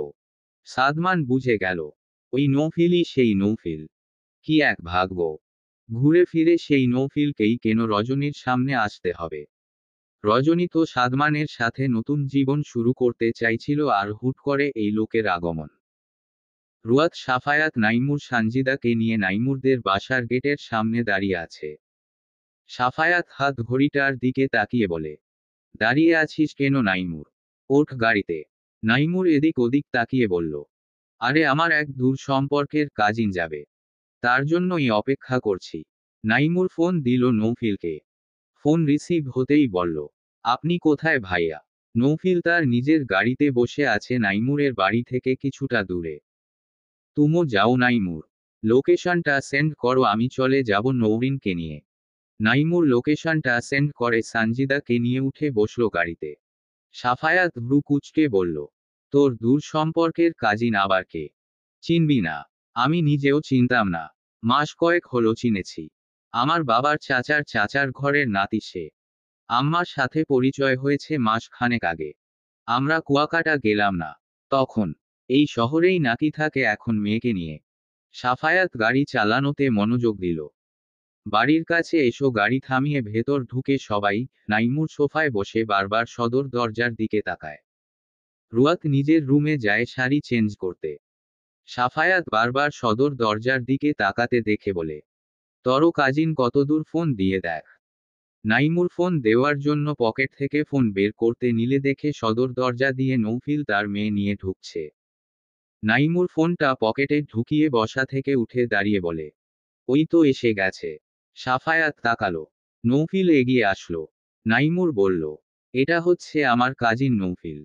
আর ভাইয়া এ হচ্ছে আমার ফ্রেন্ড সাফায়াত। নৌফিল সৌজন্যমূলক হাসি উপহার দিয়ে কুশলাদি করল। নামটা শুনে সাফায়াতের কিছুটা খটকা লাগলেও তা পাত্তা দিল না। সোফায় নৌফিলকে বসতে বলে নিজেও বসে পড়ল। রুয়াত শাড়ি পাল্টে থ্রিপিস পরে বসার ঘরে আসতেই পা জোড়া থেমে যায়। এই অভদ্র লোক তাদের বাসায় কেন? এই লোককে তার বোন দেখলে তো হুলস্থুল কাণ্ড ঘটিয়ে ছাড়বে। রুয়াত এগিয়ে আসতে নিলে সাফায়াত বসা থেকে উঠে দাঁড়িয়ে রুয়াতের দিকে এগিয়ে আসলো। রুয়াত থেমে গেল। সাফায়াতের দিকে তাকিয়ে বলল, এই লোক এখানে কেন? এখানে কেন মানে? এটা নাইমুরের কাজিন। কি? এটা তো সেই নৌফিল। আপনি বুঝতে পারছেন আপু দেখলে কি হবে? ওরে বের করেন বাসা থেকে। সাফায়াত রুয়াতের হাত টেনে ভেতরে নিয়ে গেল। বেরিয়ে যেতে বলবে এটা কোন ধরনের কথা? সবার সামনে সিন ক্রিয়েট করার কোনো মানেই হয় না। এখন অতিথি বাসার নৌফিল একটা লোককে অসম্মান করবে এভাবে? বিকেলে রাস্তার পাশ ঘেঁষে হেঁটে যাচ্ছে নীতি। গন্তব্য ইউনিভার্সিটি। সেখানে গিয়ে যথাসম্ভব সব কাজ শেষ করে ঢাকা চলে যাবে। ভার্সিটির গেটের কাছে আসতেই দেখা মিলল নিলয়ের। রোজকার নিয়ম করে এখানে দাঁড়িয়ে থাকে। আজ একা না, পাশে ৩-৪ জন ছেলেও আছে। নীতি উপেক্ষা করে চলে আসতে নিলে নিলয় হাত টেনে ধরে। নীতির ভেতর আত্মা ক্যাপে উঠে। আশেপাশে সবাই তাকিয়ে আছে। নীতি পেছনে ফিরে বলে, হাতটা ছাড়ুন নিলয়। নিলয় হাতটা ছাড়ল না, আগের তুলনায় চেপে ধরল জোরে, ব্যথায় চোখ বন্ধ করল নীতি। নিলয় এগিয়ে নীতির কানের কাছে মুখ নিয়ে বলে, এভয়েড করছিস আমায়? বলেছি না আই লাভ ইউ। কথা কানে যায়নি? শুনলাম ভার্সিটি ছেড়ে চলে যেতে চাইছিস। পারবি যেতে? এই নিলয় তোকে যেতে দিবে ভেবেছিস? তুই নিলয়ের না হলে তোর এমন অবস্থা করব যে তুই অন্য কারোরও হতে পারবি না। নীতি মোচড়ামুচড়ি করতে লাগলো ছাড়া পাওয়ার জন্য। কিন্তু নিলয় তা হতে দিল না। নীতির পরনের ওড়নায় হাত দিতেই নীতি আর পারল না। ডান হাত দিয়ে ঠাস করে চর বসিয়ে দিল নিলয়ের গালে। নিলয়ের চোখ হিংস্র হয়ে জ্বলে উঠল। নীতি বুকে ধাক্কা দিয়ে গেট থেকে বের হয়ে রিকশা নিয়ে হোস্টেলের চলে গেল। নিলয়ের সাঙ্গপাঙ্গরা এগিয়ে এসে বলল, আপনি কিছু বললেন না ভাই? কত বড় সাহস আপনার গালে চর মেরেছে? নিলয় গালো হাত দিয়ে রিকশার দিকে তাকিয়ে বলে, ঘুঘু দেখেছে, ঘুঘুর ফাঁদ দেখেনি। ভালো মতো বলেছি শুনল না। এরপর ওর সাথে যা হবে ও কল্পনাও করতে পারবে না। নীতি হোস্টেলে ফিরে কান্না করে দিল। ছেলেটা কতটা অসভ্য হলে নীতির ওড়নাতে অবধি হাত দেয়। নিজ শহর হলে এতক্ষণে জুতা দিয়ে পিটিয়ে সোজা করে দিত। কিন্তু নিজ শহর না হওয়ায় তা পারছে না। নীতির রুমমেট হাবিবা নীতিকে কান্না করতে দেখে এগিয়ে আসলো। নীতির পিঠে হাত রেখে জিজ্ঞেস করল, কাঁদছিস কেন নীতি? কিছু হয়েছে আবার? নীতি হেঁচকি তুলতে তুলতে বলল, ওই বেয়াদবটা আজ আমার ওড়না ধরেছিল হাবিবা। আমি আর না পেরে থাপ্পড় মেরে এসেছি। হাবিবার বুকটা ছ্যাঁতো করে উঠল। এই ছেলে ভীষণ খারাপ। নীতির জন্য ভয় হচ্ছে। খারাপের সর্বশেষেও যেতে পারে এই ছেলে। হাবিবা নীতিকে সাবধান করে দিল। বলল আজ থেকে একা হোস্টেলের বাহিরে না যেতে। ভরসা নেই নিলয়কে নিয়ে। নীতি মাথা নাড়িয়ে সম্মতি দিল। ড্রয়িং রুম জুড়ে পিনপিনে নীরবতা। মুখোমুখি হয়ে বসে আছে নৌফিল, সাফায়াত আর সাদমান। রজনী ঘুমিয়েছে বিধায় জানেনি নৌফিল এ বাসায় এসেছে। নৌফিলের মুখ অপরাধীর ন্যায় চুপসে আছে। সাফায়াত তা আর চোখে দেখছে। নাইমুর সানজিদা নিজের রুমে চলে গেছে। সাফায়াত কৌশল খাটিয়ে পাঠিয়ে দিয়েছে রুমে। সাফায়াত লম্বা শ্বাস টানল। নৌফিল নওরিনকে নিয়ে বসা থেকে উঠে দাঁড়ালে সাফায়াত বলে উঠে, উঠছেন যে? নৌফিল তাকালো। আসলে আর্জেন্ট একটা কাজ মনে পড়েছে। আমাকে যেতে হবে। সাফায়াত হাসল।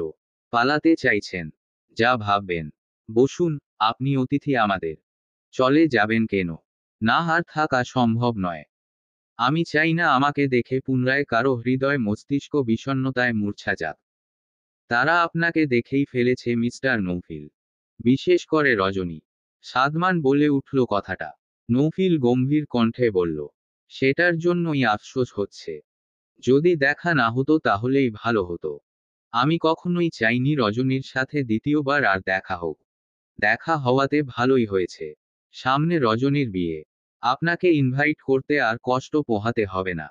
তা আসবেন তো আমার আর রজনীর বিয়েতে? নৌফিলের বুঝতে বাকি নেই সাদমান লোকটার সাথে রজনীর বিয়ে। কাটা গায়ে নুনের ছিটে দিচ্ছেন সাদমান। সাদমান নড়ে চড়ে বসল। ভ্রু কুঁচকে বলল, আপনার শরীরে ক্ষত ছিল নাকি নৌফিল? আমার তো জানা ছিল না। আমার জানামতে যারা অন্যকে ক্ষতবিক্ষত করে তাদের শরীরে তো ক্ষতের রেশ অবধি থাকে না। নৌফিল চুপ হয়ে গেল। সাফায়াত বলল, তা মেয়েটা আপনার? হ্যাঁ। আপনার ওয়াইফকে যে দেখছি না। উনি আসেনি বিয়েতে? নৌফিল কিছুক্ষণের জন্য থমকে গেল। জিহ্বা দিয়ে ওষ্ঠদ্বয় ভিজিয়ে বলল, ও একটু ব্যস্ত কাজে, তাই আসতে পারেনি। আজ আসি। নাইমুরকে বলে দিবেন ইমার্জেন্সি হওয়ায় আমি চলে গেছি। সত্যি সত্যি চলে যাবেন? হ্যাঁ, ভালো থাকবেন। নৌফিল চলে গেল মেয়েকে নিয়ে। সাফায়াত বসা থেকে উঠে দাঁড়ালো। রুয়াতের বলা সেই কথাগুলো নিশ্চিত নৌফিল শুনেছিল। তাই হয়তো চলে গেল। বউ তার ভীষণ রেগে আছে সাফায়াত রুমে পাঠিয়ে দিয়েছে বলে। এখন বউয়ের রাগ ভাঙাতে হবে। সাদমান পকেট থেকে ফোনটা বের করে তার বাবা মাকে ফোন করলো। সে আর দেরি করবে না রজনীকে বিয়ে করা নিয়ে। ওপাশ থেকে ফোন রিসিভ হতেই সাদমান গম্ভীর কণ্ঠে বলল, কবে আসবে তোমরা? আমি যে বললাম তাড়াতাড়ি চলে আসতে। আমাকে কি বিয়ে করাবা না তোমরা? তরজোর দেখছি না কেন তোমাদের? সাইদুল ইসলাম বললেন, কালকের ফ্লাইটে আসছি আমি আর তোর মা। তাড়াতাড়ি এসো আর হ্যাঁ সাবধানে। মা কোথায়? ঘুমাচ্ছে। আচ্ছা রাখি, তুমিও ঘুমাও গিয়ে। সাদমান ফোন কেটে দিল। নিজের রুমের দিকে যাবার সময় রজনীর রুমে উকি দিয়ে ঘুমন্ত রজনীকে দেখে চলে গেল। নৌফিল বাসা থেকে বের হয়ে গাড়ি চালাতে আরম্ভ করে। হৃদয়টা একটু না অনেকটাই পুড়ছে। কেন পুড়ছে রজনী দেখার পর থেকে? রজনী নামক মেয়েকে তো আর ভালোবাসার মতো দুঃসাহস নৌফিল করবে না। রজনী সুখে থাকুক। সকল সুখ তার ভাগ্যে এসে ভিড় জমাক। তবুও নৌফিল এর সাথে তার আর দেখা না হোক। দেখা হলেই ফেলে আসা দিনগুলোর কথা স্মরণ হয়। আর লাইফে করা সবচেয়ে বড় ভুলটা বিষাক্ত তীরের মতো এসে বিঁধে বুকে। নৌফিল হ্যাপি তার জীবনটা নিয়ে। বেঁচে থাকার মতো যে তার একটা পরি আছে। নৌফিল তাকালো নৌরিনের দিকে। মেয়েটা তাকিয়ে আছে বাহিরে। এইটুকু একটা বাচ্চাকে ছেড়ে কি করে একটা মা চলে যেতে পারে অন্য এক পুরুষের হাত ধরে? নৌফিলের দ্বিতীয় স্ত্রী ফারজানা বছর 2 হলো চলে গিয়েছে অন্য এক পুরুষের সাথে। নৌফিল সেদিনই বুঝেছে তার সাথে এটা রিভেঞ্জ অব নেচার ঘটেছে। কারণ নৌফিল একজনকে কাঁদিয়ে পুরোপুরি ভেঙে গুড়িয়ে দিয়ে নতুন ভাবে শুরু করেছিল সব এক ছলনাময়ীর সাথে। 6 মাসের বাচ্চাটাকে নৌফিল একা হাতে মানুষ করছে। বাসায় অবশ্য একটা সার্ভেন্ট আছে যে নৌফিল অফিসে থাকাকালীন দেখাশোনা করে। নৌফিল মেনে নিয়েছে ভাগ্য। সে বাকিটা এই মেয়েকে নিয়েই পার করবে। জীবনে শুধু একটাই চাওয়া ছিল, যেন রজনীর সাথে দেখা না হয়। কিন্তু সেটাও হয়ে গেল। রজনী রুয়াত সবাই জানুক নৌফিল ঠকিয়েও সুখে আছে। কেউ না জানুক নৌফিল ও ঠকে গেছে। যত তাড়াতাড়ি সম্ভব এ শহর ছেড়ে চলে যাবে। যে শহরে প্রাক্তন থাকে সে শহরের আশেপাশে থাকাটা নিষিদ্ধ প্রত্যেক প্রাক্তনের। রুয়াত খাটের উপর পা তুলে বসে আছে। চোখ মুখ জুড়ে রাগের আভাস। ক্ষণে ক্ষণে সাপের মতো ফুঁসে উঠছে। সাফায়াত দরজার কাছ থেকে দেখতে দেখতে এগিয়ে আসলো। রুয়াত সেদিকে পানে তাকিয়ে বলল, খবরদার আমার কাছে আসবেন না একদম। সাফায়াত পা ঘুরিয়ে সোফায় গিয়ে বসল। রুয়াত ভ্রু কুঁচকাল। আশ্চর্য, আসতে না বলছে দেখে তাই আসবে না। রুয়াত আরো ফুঁসে উঠল। ওই বেয়াদব চলে গেছে। হ্যাঁ, ভালো করেছে। তা আপনি সোফায় বসছেন কেন? তুমি বিছানার ধারে কাছে যেতে না করছো সেজন্য। আপনি আমার সব কথা শুনেন। অবশ্যই। আমি তোমার বাধ্য স্বামী। কচু। পাশে বসে রাগ ভাঙান। সাফায়াত ভ্রু কুঁচকাল। তোমার চোখ মুখে তো রাগ নেই। ভাঙাবো কি? রুয়াত মুখটায় রাগী ভাব এনে বলে, এই দেখুন আমার চোখ মুখে কত রাগ। নাকের ডগায় এসে আছে। আসুন ভাঙান। সাফায়াত উঠে চলে আসলো বিছানায়। রুয়াতের পাশে এসে বসে নাকের ডগায় ওষ্ঠদয় ছুঁয়ে দিয়ে বলল, আই থিঙ্ক আর রাগ নেই নাকের ডগায়। চোখ মুখে আছে। সাফায়াত রুয়াতের ওষ্ঠে হালকা ওষ্ঠদয় মিলিয়ে বলে, আরও আছে। রুয়াত অন্য দিকে মুখ করে বলল, না আর নেই। আমার কাঁদতে ইচ্ছে করছে এখন। সাফায়াত রুয়াতকে এক হাত দিয়ে জড়িয়ে ধরে বলল, হোয়াই, আপনাকে বিয়ে করার পর আমার একটু কাঁদা উচিত। কষ্টরা আসে না কেন কাছে? সবাই সুখ খুঁজে আর তুমি কান্না কষ্ট খুঁজতেছ। হ্যাঁ, শুধু সুখ দুঃখ ছাড়া পানসে। তোমাকে ছাদ থেকে ফেলে দিয়ে দুঃখ কষ্টের স্বাদ পাইয়ে দেই। তা মন্দ হয় না। হাত পা ভেঙে ঘরে পড়ে থাকবো। আর আপনি ভার্সিটির ক্লাস বাউ দিয়ে আমার সেবা যত্ন করবে না। ভালো হবে না তাই না? উহু। আমি যা তাইই থাকবো চিরকাল। সাফায়াত কপালে চুমু খেয়ে বলল, সেটাই থেকো। কখনো বদলে যেও না। রাত 12টার দিকে রজনীর ঘুম ভেঙে যায়। প্রচুর খিদে পেয়েছে। নিজের বাসা না যে খিদে পেল আর গিয়ে খেয়ে নিল। কাউকে ডেকে নেওয়া উচিত। কিন্তু কাকে ডাকবে? রুয়াত। ও তো ঘুমিয়ে পড়েছে। শারমিন বেগমও ঘুমে। সাদমানকে ডাকবে। হ্যাঁ, ডাকাই যায়। রজনী সাদমানকে টেক্সট করল তার খিদে পেয়েছে। মিনিট 10 পার না হতেই সাদমান ভাতের প্লেট নিয়ে হাজির। রজনী জানতো হয় সাদমান জেগে আছে, কিন্তু খাবার নিয়ে যে একেবারে রুমে চলে আসবে সেটা ভাবতে পারেনি। সাদমান খাবার প্লেটটা বিছানায় রেখে রজনীকে বলল, ফ্রেশ হয়ে আসুন। রজনী ওয়াশরুম থেকে ফ্রেশ হয়ে এসে খাবারটা খেতে আরম্ভ করল। সাদমান বসে বসে রজনীর খাওয়া দেখল। আপনি খেয়েছেন? সাদমান হ্যাঁ জানালো। রজনী ঝটপট করে খেয়ে নিল। খাওয়া শেষ হলে সাদমান প্লেটটা নিয়ে বলল, ঘুম কি আসবে আর? রজনী বিছানায় শুতে শুতে বলল, চেষ্টা করে দেখি। করুন। Good night. আপনাকেও। সাদমান চলে গেল। পরের দিন সকালে রজনীকে রজনীর বাসায় দিয়ে আসে সাদমান। সাফায়াত রুয়াত ভার্সিটিতে এসেছে। রোহান নেহালও এসেছে। রোহান নেহাল মাঠেই দাঁড়িয়েছিল। রুয়াত আসা মাত্রই রোহান খেয়াল করেছিল। রুয়াত পাশ কাটিয়ে চলে যেতে নিলে রোহান জিজ্ঞেস করে বসে, কেমন আছো রুয়াত? রুয়াত পেছনে ফিরে, আলহামদুলিল্লাহ ভালো। আপনি? এই তো চলছে বেশ। আলহামদুলিল্লাহ বলতে শিখুন। হ্যাঁ সরি। ফর হয়। কুয়াকাটায় করা বিহেভিয়ার এর জন্য। ফল্টটা আমারই ছিল। হুমুম। ভুলটা বুঝতে পেরেছেন তাহলেই হবে। সরি বলতে হবে না। আসি, ভালো থাকবেন। রুয়াত চলে গেল। নেহাল রোহানকে ধাক্কা দিয়ে বলল, তলে তলে এখনো ভালোবাসছো নাকি? ভালোবাসা? সেটা চিরকাল থেকে যাবে মনে গোপনে অতি সঙ্গোপিত ভাবে। তাইলে আর বিয়াশাদি কইরা আরেক মাইয়ার জীবন নষ্ট করিস না। তর শালিরে এনে দিবে। সো স্যাড, আর বউয়ের কোনো বন নেই। রোহান হাই তুলতে তুলতে বলল, তর তো আছে। তাতেই চলবে। নেহাল ভেংচি কেটে বলল, আমার বোনকে পাওয়ার জন্য রাজপথে নামলেও তোর মতো ছ্যাঁকাখোরের সাথে আমার বোনকে দিব না। একটা ইশারা দিলেই নীতি চলে আসবে। বড় বড় ভাষণ বন্ধ কর। একটু না হয় দিলামি ভাষণ। সভায় তো একা একা তুই ভাষণ দিস। আমারে তো দিতে দেছ না। বয়স হয়নি বাচ্চা ছেলে তোমার ভাষণ দেবার। আগে বয়স হোক তারপর ভেবে দেখব। শুক্রবার ছুটির দিনও নৌফিল বসে আছে সিলেটের হবিগঞ্জ জেলার এক 5 তলা বিল্ডিংয়ের বেকনিতে। গতকাল রাতেই এসেছে নতুন ফ্ল্যাটে। নৌরিন ঘুমাচ্ছে বিছানায়। নৌফিলের হাতে জ্বলন্ত সিগারেট। সিগারেট খাওয়ার তেমন অভ্যাস নেই, তবে আজ খেতে ইচ্ছে করছে বিধায় সে খাচ্ছে। সিগারেটে ধোয়ার মতো তার স্মৃতি থেকে কিছু অজানা লুকায়িত স্মৃতি বেরিয়ে আসছে। ফারজানা যে নৌফিল এর সেকেন্ড ওয়াইফ ছিল। রজনীর সাথে বৈবাহিক সম্পর্ক থাকাকালীনই ফারজানার সাথে তার শারীরিক সম্পর্ক হয়েছিল। যখন নৌফিল শুনেছিল রজনী আর মা হতে পারবে না, ফারজানাকে ভালোবেসেই বিয়ে করেছিল নৌফিল। বিয়ের আগেই প্রেগন্যান্ট হয়েছিল ফারজানা, যা রজনী আজও জানে না। নৌফিল রজনীকে ডিভোর্স দিয়ে ফারজানাকে বিয়ে করে। নৌফিল পরকীয়া করেছিল অথচ রজনী তা জানল না। দিনের পর দিন ঠকিয়েছে নৌফিল রজনীকে। রজনী ঘুণাক্ষরে ওটের পায়নি। পেলে বোধহয় তখনই নৌফিল এর প্রতি এক আকাশসম ঘৃণা জমা হতো। নৌফিল খুব সূক্ষ্মভাবে রজনীর থেকে এই বিষয়টা লুকিয়ে গিয়েছে। রজনী মা হতে পারবে না এটা জানার পর নৌফিল ভেঙে পড়লে নৌফিল এর কলিগ ফারজানা সেটারই সুযোগ নেয়। রজনীর নামে এটা সেটা বলে নিজেকে রিপ্রেজেন্ট করছে। ফারজানা দেখতে শুনতে অসম্ভব সুন্দরী ছিল, যা দেখে নৌফিল ফুটবল হয়ে গিয়েছিল। তারপরই তাদের মধ্যে সম্পর্ক গড়ে ওঠে। অথচ বিয়ের 1 বছর পার হতেই চলে যায় ফারজানা অন্য এক পুরুষের সাথে। নৌফিল সেদিন নির্বাক ছিল। বুঝতে পেরেছিল রিভেঞ্জ হয়েছে, তাই দোষ নিজের ভেবেই চুপ রইল। সিগারেট শেষ হয়ে আসতেই সেটা ছুঁড়ে ফেলে দেয় নৌফিল।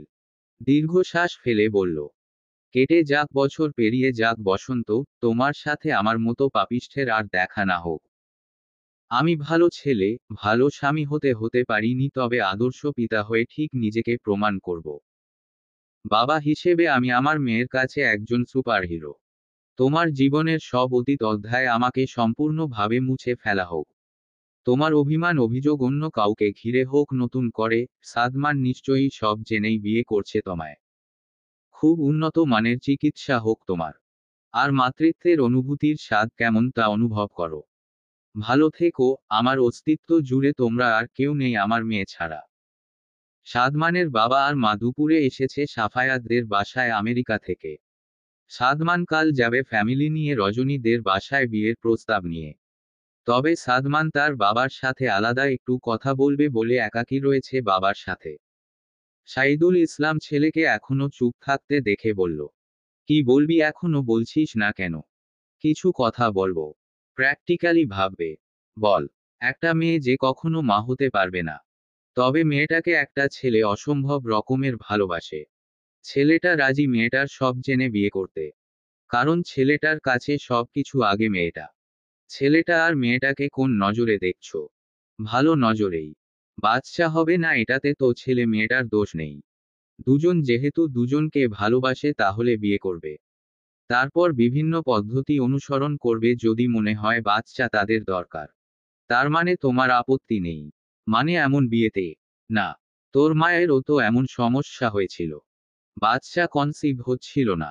অনেক চিকিৎসা সাধনা করার পর তুই হলি। এরপর আর কনসিভ করতেই পারেনি তোর মা। আমরা জানি দেখেছি এই সিচুয়েশন। তাই বুঝি। সাদমান সাইদুল ইসলামকে জড়িয়ে ধরে গালে চুমু খেয়ে বলল, এর জন্যই তোমাকে এত ভালোবাসি বাবা। Love you. রুয়াত আজ ভীষণ ব্যস্ত রান্না নিয়ে। খালা শ্বশুর, খালা শাশুড়ি এসেছে বলে কথা। একা হাতেই সব রান্না করছে। শাশুড়িকে পাঠিয়ে দিয়েছে বোনের সাথে গল্প করতে। বোন অনেক বছর পর এসেছে। গল্প করবে, সুখ দুঃখ শেয়ার করবে, এটাই তো হবার কথা। সাফায়াত রুয়াতকে হেল্প করছে। রুয়াত না করেছিল কিন্তু সাফায়াত শুনলে তো। সাফায়াত এটা ওটা এগিয়ে দিচ্ছে, আবার পেঁয়াজ মরিচ কেটে দিচ্ছে। রুয়াত বারবার বলছে আর হেল্প করতে হবে না, ফ্যানের নিচে গিয়ে বসুন। সাফায়াত পাখা দিয়ে বউকে বাতাস করতে করতে জবাব দেয়, তোমাকে গরমে রেখে আমি ফ্যানের নিচে বসে শরীর জুড়াবো? নয়। আমিও হেল্প করব তোমায়। স্ত্রীর হাতে হাতে হেল্প করা উচিত প্রত্যেক স্বামীর। আমার ভালো লাগছে না। আপনি গরমে ঘামে একাকার হয়ে গেছেন। গরম তো সহ্য করতে পারেন না। জানি কষ্ট হচ্ছে। যা না। তোমারও তো কষ্ট হচ্ছে রুয়াত। নিজের দিকে তাকিয়েছ। পরনের শাড়ি ভিজে গেছে। তাই কথা কম বলো। দুজনে মিলে করলে তাড়াতাড়ি কাজ শেষ হবে। রুয়াত হাল ছেড়ে দিল। তরকারিতে ঝোল দিয়ে সাফায়াতের থেকে পাখাটা নিয়ে বলল, চুপচাপ দাঁড়ান। আমাকে একা বাতাস করলে চলবে। রুয়াত বাতাস করা শুরু করলো। সাফায়াত বুকে হাত গুজে রুয়াতকে দেখতে লাগলো। শাড়ির আঁচল কোমরে গোজা। উন্মুক্ত ফর্সা পেট বেশ আকর্ষণীয়। তৈলাক্ত মুখে ঘাম, ব্লাউজ ভেজা। অথচ কি সুন্দরী না লাগছে তার বউকে এই রূপে। রুয়াত ভ্রু নাচিয়ে জিজ্ঞেস করল, কি দেখছেন এভাবে? সাফায়াত বাঁকা হেসে বলল, তোমাকে। আমি কি নতুন? আগে দেখেননি? হুমুম দেখেছি। তবে আজ নতুন ভাবে আবিষ্কার করছি তোমায়। যেমন সুন্দর লাগছে তোমায় এই বিশ্রী বেশে। এটা মোটেও বিশ্রী বেশ না। গিন্নি গিন্নি লাগে। আমি তো গিন্নি। হু সাফায়াত ইমতিয়াজ নওয়াসের। সে কপাল গুনে আমাকে পেয়েছে। তার দিন রাত শুক্রিয়া আদায় করা উচিত। করে তো রোজ প্রতি মিনিটে মিনিটে। সত্যি তোমার মতো একজনকে আমার জীবনে প্রয়োজন ছিল। আম্মা আমাকে বেস্ট গিফট দিয়েছে তোমাকে আমার জীবনে এনে। আমাদের নিয়ে একটা গল্প লিখা উচিত। কিসের গল্প? উমম আচ্ছা, ছাত্রীর প্রেমে পড়ে ভার্সিটির টিচার যখন বউ পাগল। নামটা কেমন জোস তাই না? পুরাই করলার জোস। তরকারি হয়ে গেছে, নামাও। রুয়াত তরকারি নামাতে নামাতে বলল, আমার চেনা জানা অনেক রাইটার আছে জানেন। তাদের বলবে আমাকে আর আমার জামাইকে নিয়ে একটা গল্প লিখে দেন। আমরা আইডল টিচার স্টুডেন্টদের। তারা আমাদের গল্প পড়ে ইন্সপায়ার হবে। তোমার মাথা হবে। আমার সুইট মুডটার 12-14 বাজিয়ে দিলা। রান্না তো শেষ, আমি শাওয়ারে গেলাম থাকো। নেহাল আজ রোহানের বাসায় এসেছে। কাল সভা আছে। সেজন্য দু বন্ধু মিলে সভার প্ল্যান করছে। রোহান বিছানায় গা এলিয়ে দিয়ে বলল, ভাবছি জীবনটা নিয়ে পুনরায় ভাববে বুঝলি। যেমন উমম বিয়ে শাদি করব দ্রুত। কারে? রুয়াত তো ম্যারিড। রোহান রাগী চোখে তাকালো। শালা দিলি তো আমার মুড নষ্ট করে। রুয়াতকে রুয়াতের জায়গায় রাখো। রুয়াত হ্যাপি আছে তাতেই আমি হ্যাপি। তাহলে বিয়ে করবি কে? হ্যাপি থাক। বিয়ে করে জীবন বরবাদ করিস না। তুই তাইলে করবি কেন বিয়ে বুঝা আমারে। আমি তো হ্যাপি না। দুঃখে আছি সেজন্য বিয়ে করে হ্যাপি হব। আমার তো এক্স নেই যার সুখ দেখে হ্যাপি হব। আছে একটা গার্লফ্রেন্ড শুধু। শালা তুই আমাকে সিরিয়াসই হতে দিবি না। নিশ্চয়ই কোনো পাপ করছিলাম আগের জন্মে, তার জন্য প্যারা স্বরূপ খোদা তরে আমার জীবনে পাঠাইছে। তুই তাইলে শয়তান আছিলি, তাই তোরে ভালো বানাইতে আমারে ফেরেশতা স্বরূপ পাঠাইছে তর জীবনে। তাই বলছি ভালো হ। খারাপ ছিলামই বা কবে? শোন, নেক্সট ইয়ার বাদশার বাপ হব, তোর ছেলেকে আমার মেয়ে দিয়ে নাকে দড়ি দিয়ে ঘুরাবো, ছ্যাঁকাখোর কাকে বলে আমার মেয়েকে দিয়ে দেখিয়ে দিব তোর ছেলেকে। আমি তো বিয়াই করলাম না, তুই আমার সন্তান রে ছ্যাঁকা দেওয়া অবধি চলে গেছস। তোর ছেলে হোক দোয়া করি, আর ছ্যাঁকা আমি খাওয়াবো মেয়ে দিয়ে। ছেলে হলে ছেলেকে বলবো, যা বাপ আমার নেহালের মেয়েকে উঠিয়ে এনে বিয়ে কর, আমি আছি তোর পাশে। মেয়েটা ভীষণ পাজি বাপের মতো, বিয়ে করে টাইট দে। আমার ছেলেকে ছ্যাঁকা দেয়, কতবার সাহস। হোস্টেলের রুমে একমনে রোহানের ছবি দেখছে নীতি। হাবিবা ঘড়ি ধরে পাক্কা 30 মিনিট সেটা দেখে চলছে। এবার বলেই উঠল, তুমি কাউকে ভালোবাসিস? সময় নিল না নীতি, মুহূর্তে গড়গড় করে বলে দিল, হ্যাঁ, অসম্ভব রকমের ভালোবাসি একটা মানুষকে। তার ছবি কি এত মনোযোগ দিয়ে দেখছিস? হ্যাঁ, আমার ভালোবাসা। কতদিনের সম্পর্ক? আমাদের মধ্যে কোনো সম্পর্ক নেই, আমরা কোনো রিলেশনে নেই। তাহলে এটা আবার কেমন ভালোবাসা? এক শুদ্ধ ভালোবাসা এটা। এখানে কোনো এক্সপেকটেশন নেই তাকে নিয়ে। তাহলে তাকে পাওয়া চান্স কত? স্মিত হাসল নীতি, সময় নিয়ে শুধালাও, হয়তো 0%। পাওয়ার চান্স 0%, তাহলে ভালোবাসিস কেন? ভালোবাসলেই যে তাকে পেতে হবে এটা কোথায় লেখা আছে? সেটা না হয় বুঝলাম, সে তোকে ভালোবাসে। না তো সে তো আমায় ভালোবাসে না। সে তোকে ভালোবাসে না, পাওয়ার চান্সও নেই, তাহলে ভালোবাসতে গেলি কেন? আল্লাহ যদি মুখ তুলে ভিক্ষা হিসেবে দিয়ে দেয় সেজন্য। বোকা মেয়ে তুই। এটা আমি নিজেও মানি। তাহলে ভুল কেন করছিস বারংবার? কেউ একজন একদিন নিজ দায়িত্ব ভুলগুলো সংশোধন করে দিবে তাই। এটা সিনেমা না, আর না কোনো রূপকথার গল্প। মনের মিল দুজন দুজনার না থাকলে পাওয়া অসম্ভব। জানি না, তবে মন বলছে আমি তাকে পাবো। দোয়া করি পা। ডিম নেই, রান্না করব কি? থাক, দোকান থেকে ডিম নিয়ে আসি। নীতি বাহিরে তাকালো। আকাশে সন্ধ্যা নেমে এসেছে। নীতি বিছানা থেকে বলল, তুই থাক, আমি নিয়ে আসছি। সন্ধ্যা নেমে গেছে, একা যাবি? কোনো সমস্যা হবে না। নীতি চলে গেল।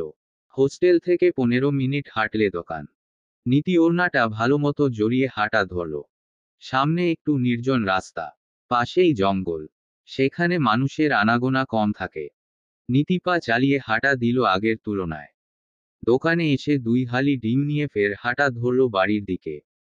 জঙ্গলের কাছে আসতেই দেখল সামনে বাইক নিয়ে দাঁড়িয়ে আছে নিলয় আর তার বন্ধুরা। নীতির ভেতর আত্মা শুকিয়ে গেল ভয়। পেছনে তাকালো, কেউ নেই। আগে থেকে জানতো নিলয় নীতি এসেছে এখানে, কারণ নীতির বাসার নিচে তার ছেলেরা দাঁড়িয়ে ছিল। নীতি বের হতেই ইনফর্ম করে। নিলয় চলে আসে। নীতি কাপা বুক নিয়ে পাশ কাটিয়ে চলে যেতে নিলে নিলয় হাত ধরে ফেলে। নীতি ভয় মুখ ভীত হলো। হাত ছাড়ানোর জন্য মোচড়ামুচড়ি করলে নিলয় শরীর থেকে ওড়নাটা এক টান দিয়ে খুলে মুখ বেঁধে দিল। ধস্তাধস্তির সময় ডিমগুলো পড়ে রাস্তায় ভেঙে পড়ল। নিলয় ওড়নাটা হাতে পেঁচিয়ে নিয়ে বাইকে বসতেই বাইক টান দিল জঙ্গলের ভেতর। নীতি হুড়মুড়িয়ে রাস্তায় পড়ে গেল। বাইকের সাথে সাথে নীতির দেহটাও যেতে লাগলো সেই পিচঢালা রাস্তা দিয়ে। রাস্তার ধারে ক্ষতবিক্ষত হতে লাগলো দেহটা, পিঠের নিচের জামা ছিঁড়ে পিঠের চামড়া খসতে শুরু করলো। মুখ দিয়ে আওয়াজ করতে পারল না, মুখ বাঁধা থাকায়। রাস্তায় রক্ত ঝরতে লাগলো। নীতির মনে হলো তার পিঠের মাংস খুলে খুলে পড়ছে। ব্যথায় চোখ দিয়ে পানি গড়তে লাগলো। অসহ্য সেই ব্যথা। নীতি চিৎকার করে ডাকতে পারছে না কাউকে। দুহাত জখম হয়ে গেছে। শরীরের কাপড় রক্তে ভিজে লাল হতে শুরু করলো। জঙ্গলের শেষ প্রান্তে এসে বাইক থামালো নিলয়রা। নীতির অবস্থা শোচনীয়। গাল কেটে নাকছিলে রক্ত বের হচ্ছে। কানের এক পাশের অর্ধেক নেই। নিলয় ওড়নাটা ছাড়তেই নীতি পাগলের মতো নিজের ক্ষতবিক্ষত শরীর জড়িয়ে ধরে গগনবিদারী চিৎকার করে উঠল। শরীরে তার অসহ্য ব্যথা। নীতি পারছে না সইতে। হাত মুহূর্তে রক্তে ভিজে গেল। নিলয় সেটা দেখে অট্টহাসিতে মেতে উঠছে। নীতিকে ধাক্কা দিয়ে মাটিতে ফেলে বলেছিলাম আমার হয়ে যা। হলি না, সবার সামনে আমার গালে চড় বসালি। তার শোধ আমি নিব না। তোর এমন অবস্থা করব যে কোনো পুরুষ যেন তোর বীভৎস চেহারা দেখলে ঘৃণায় মুখ ফিরিয়ে নেয়। নীতি ভয়ে 2 কদম পিছিয়ে গেল। বসা থেকে উঠে দৌড় দিতে নিলে নিলয় চুল টেনে ধরে। নীতি পাগলের মতো হাত জোর করে আকুতি করতে লাগলো তাকে ছেড়ে দেওয়ার জন্য। নিলয় ছাড়ল না। তার বন্ধুদের সামনে নীতির কাপড় টেনে ছিঁড়তে লাগলো। নীতি ক্ষতবিক্ষত শরীর নিয়েই নিলয় এর পা চেপে ধরে বলল ছেড়ে দিতে। তার এত বড় সর্বনাশ না করতে। নীতির সারা শরীর ব্যথায় জ্বলে যাচ্ছে। মাংস খসে যাওয়া জায়গায় ময়লা ঢুকে পড়ছে। নিলয় নীতির শরীরের কাপড় ছিঁড়তে লাগলো। নীতি আর্তচিৎকার করে বলতে লাগলো, ভাই ও ভাই বাঁচাও, রোহান ভাই বাঁচান আমাকে। নিলয় প্লিজ ছেড়ে দিন। নিলয় শুনল না। নীতির শরীর নিয়ে মেতে উঠল। নীতির মনে হলো সে নরক যন্ত্রণা পাচ্ছে। নীতির আর্তনাদ কারো মনকে টলাতে পারেনি। শরীরের এমন হাল, তার উপর এমন নির্যাতন নীতি নিতে পারছে না। মাটি খামচে চিৎকার করে উঠছে, চোখ দিয়ে ঝরছে জল। শুধু নিলয় না, তার 3 বন্ধুও ভোগ করল নীতির শরীরটাকে। নীতি ভাবতেই পারছে না তার সাথে এটা হচ্ছে। তাকে ধর্ষণ করা হচ্ছে। সে নিজেকে বাঁচাতে পারছে না। তার চোখের সামনে রোহানে মুখটা ভেসে আসছে। তার বাবা, তার ভাই, মায়ের মুখটা ভেসে উঠছে। তার বাবা ভাই জানতে পারছে না তাদের কলিজার টুকরাকে দল বেঁধে গণধর্ষণ করা হচ্ছে। নীতির চিৎকার, নীতির পরিণতি দেখে প্রকৃতিও আজ স্তব্ধ। কোথায় তার ভাই আর কোথায় রোহান ভাই? তারা কেন বাঁচাতে আসছে না তাকে? নিলয় ধর্ষণ করেই ক্ষান্ত হলো না। সাথে করে আনা অ্যাসিড নীতির মুখে ছুঁড়ে মারল। নীতি মুখ চেপে ধরল। আল্লাহ গো, মা গো, মরে গেলাম বলে ছটফট করতে লাগলো। নীতির এমন আর্তচিৎকার কারো কান অবধি পৌঁছাল না। নিলয় তার বন্ধুদের নিয়ে চলে গেল নীতিকে ফেলে। নীতির মুখ জলে পুড়ে ছারখার হয়ে যাচ্ছে। ঝলসে যাচ্ছে মুখ। মাটিতে গড়াগড়ি করা শুরু করলো। ব্যথা তার আর সহ্য হচ্ছে না। এর চাইতে মৃত্যুই ভালো। নীতির মনে হচ্ছে এই বুঝি জীবন প্রদীপ নিভে যাবে। বাবার মুখটা আর দেখা হবে না। মায়ের কোলে মাথা রেখে ঘুমানো হবে না। ভাইয়ের সাথে খুনসুটি করা হবে না। আর রোহান, লোকটা বলেছিল তাকে ভালোবাসতে না। নীতি চলে গেলে লোকটাকে ভালোবাসবে কে? লোকটার সাথে সংসার বুঝি আর এ জন্মে হবে না। লোকটার মুখে ভালোবাসি শব্দটা আর শোনা হবে না। নীতির অপেক্ষারা বুঝি আর দীর্ঘ হবে না। তার রোহান ভাই যখন দেখবে নীতি আর নেই, তাকে জোর করে ধর্ষণ করেছে, মুখে অ্যাসিড নিক্ষেপ করেছে, বাঁচার জন্য পাগলের মতো মিনতি করেছে। কত যন্ত্রণা পেয়েছে নীতি, তার রোহান ভাই কি উপলব্ধি করতে পারবে? নীতি প্রাণপণে চেষ্টা করেছে নিজেকে বাঁচাতে, কিন্তু এতগুলো পুরুষের সাথে তার এই রক্তে সজ্জিত দেহ পারেনি। সে বাঁচতে চেয়েছিল। ঘর বাঁধতে চেয়েছিল তার ভালোবাসার সাথে। অথচ কয়েক মিনিটের ব্যবধানে কি থেকে কি হয়ে গেল। পৃথিবীর সবচেয়ে নিকৃষ্টতম ঘটনা ঘটে গেল নীতির সাথে। সামান্য এক চড়ে শোধ দিতে হলো এতটা ভয়ঙ্কর ভাবে। পৃথিবীও বুঝি আজ লজ্জা পাচ্ছে নীতির এমন পরিণতি দেখে। সুদূর মসজিদ থেকে মাগরিবের আজান ভেসে আসছে। পাখিরা ডানা ঝাপটে নিড়ে ফিরছে। পৃথিবীর বুকে নেমে এসে আধার। কৃত্রিম আলো জ্বলে উঠেছে রাস্তায়। হোস্টেলের ঠিক বাহিরে দাঁড়িয়ে আছে নীতি। দৃষ্টি তার সামনের দিকে, কিছু ভাবনায় মশগুল। উপর তালার জানালা থেকে হাবিবা ডেকে চলছে একাধারে নীতিকে। নীতির সেদিকে হুঁশ নেই, অজ্ঞতা। হাবিবা নিচে আসলো। নীতির কাঁধে হাত দিয়ে মৃদু ধাক্কা দিয়ে বলে উঠল, এই কখন থেকে ডাকছি তোকে, শুনছিস না কেন? মৃদু সেই ধাক্কায় চমকে লাফিয়ে উঠল নীতি। দুহাত দিয়ে মুখ ঢেকে মৃদু চিৎকার করে বলল, হাবিবা, আমার মুখ জ্বলে যাচ্ছে। ওরা আমাকে শেষ করে ফেলছে। হাবিবা নীতির কথার কোনো আগা মাথা খুঁজে পেল না। এগিয়ে এসে মুখের সামনে থেকে হাত সরিয়ে বলল, কে শেষ করে ফেলছে তোকে? আর মুখ কেন জ্বলছে তোর? এসিড, এই দেখ এসিড। কথাটা বলে মুখ দেখিয়ে নিজের দিকে তাকালে আঁতকে উঠে। তড়িঘড়ি করে ফোনের ক্যামেরা অন করে মুখের সামনে ধরে, দেখে সব ঠিকঠাক আছে। নীতি শরীরে চোখ বুলালো। না, সে তো ঠিক আছে। তাড়াতাড়ি করে পেছনে ফিরে তাকালো। সামনেই নিলয়ের এক চেলা দাঁড়িয়ে আছে। এই চেলাকে দেখেই নীতি ভয় এমন দুঃস্বপ্ন কল্পনা করে বসেছিল। আর এক মুহূর্ত ও দাঁড়ালো না। দৌড়ে রুমে চলে আসলো। ভয়ে তার বুক কাঁপছে। শরীরের লোম দাঁড়িয়ে গেছে। কি ভয়ানক সেই দুঃস্বপ্ন! এক পাও রাখবে না হোস্টেলের বাহিরে নীতি গুটিসুটি হয়ে বিছানার এক প্রান্তে বসল। হাবিবা রুমে এসে নীতিকে ভয়ে চুপসে যেতে দেখে এগিয়ে আসলো। বাহিরে নিলয়ের চালাকে দেখেই হাবিবা নীতিকে ডেকে উঠেছিল যেন না যায়। আর যাই হোক, এই ফেনী শহরকে দিয়ে বিশ্বাস থাকলেও নিলয় নামক পুরুষকে নিয়ে নেই। নীতিকে এত ডাকছিল কিন্তু নীতি শুনছিলই না। অজ্ঞতা নিচে গিয়েছিল নিয়ে আসতে। কিন্তু কি এমন হলো যে মেয়েটা এমন ভয়ে সিটি আছে? হাবিবা পাশে বসল। নীতির শরীর ঘেমে একাকার। হাবিবা মাথায় হাত রাখতেই নীতি জাপটে জড়িয়ে ধরে কেঁদে উঠল। হাবিবা ভরকে গেল। বলল, কি হয়েছ নিতু? কাঁদছিস কেন ইয়ার? আমাকে বল, তা না হলে বুঝবো কি করে।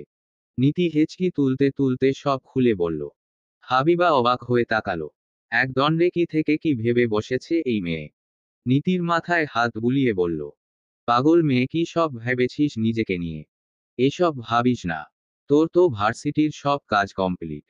যাবার আগে এসব কেউ ভাবে?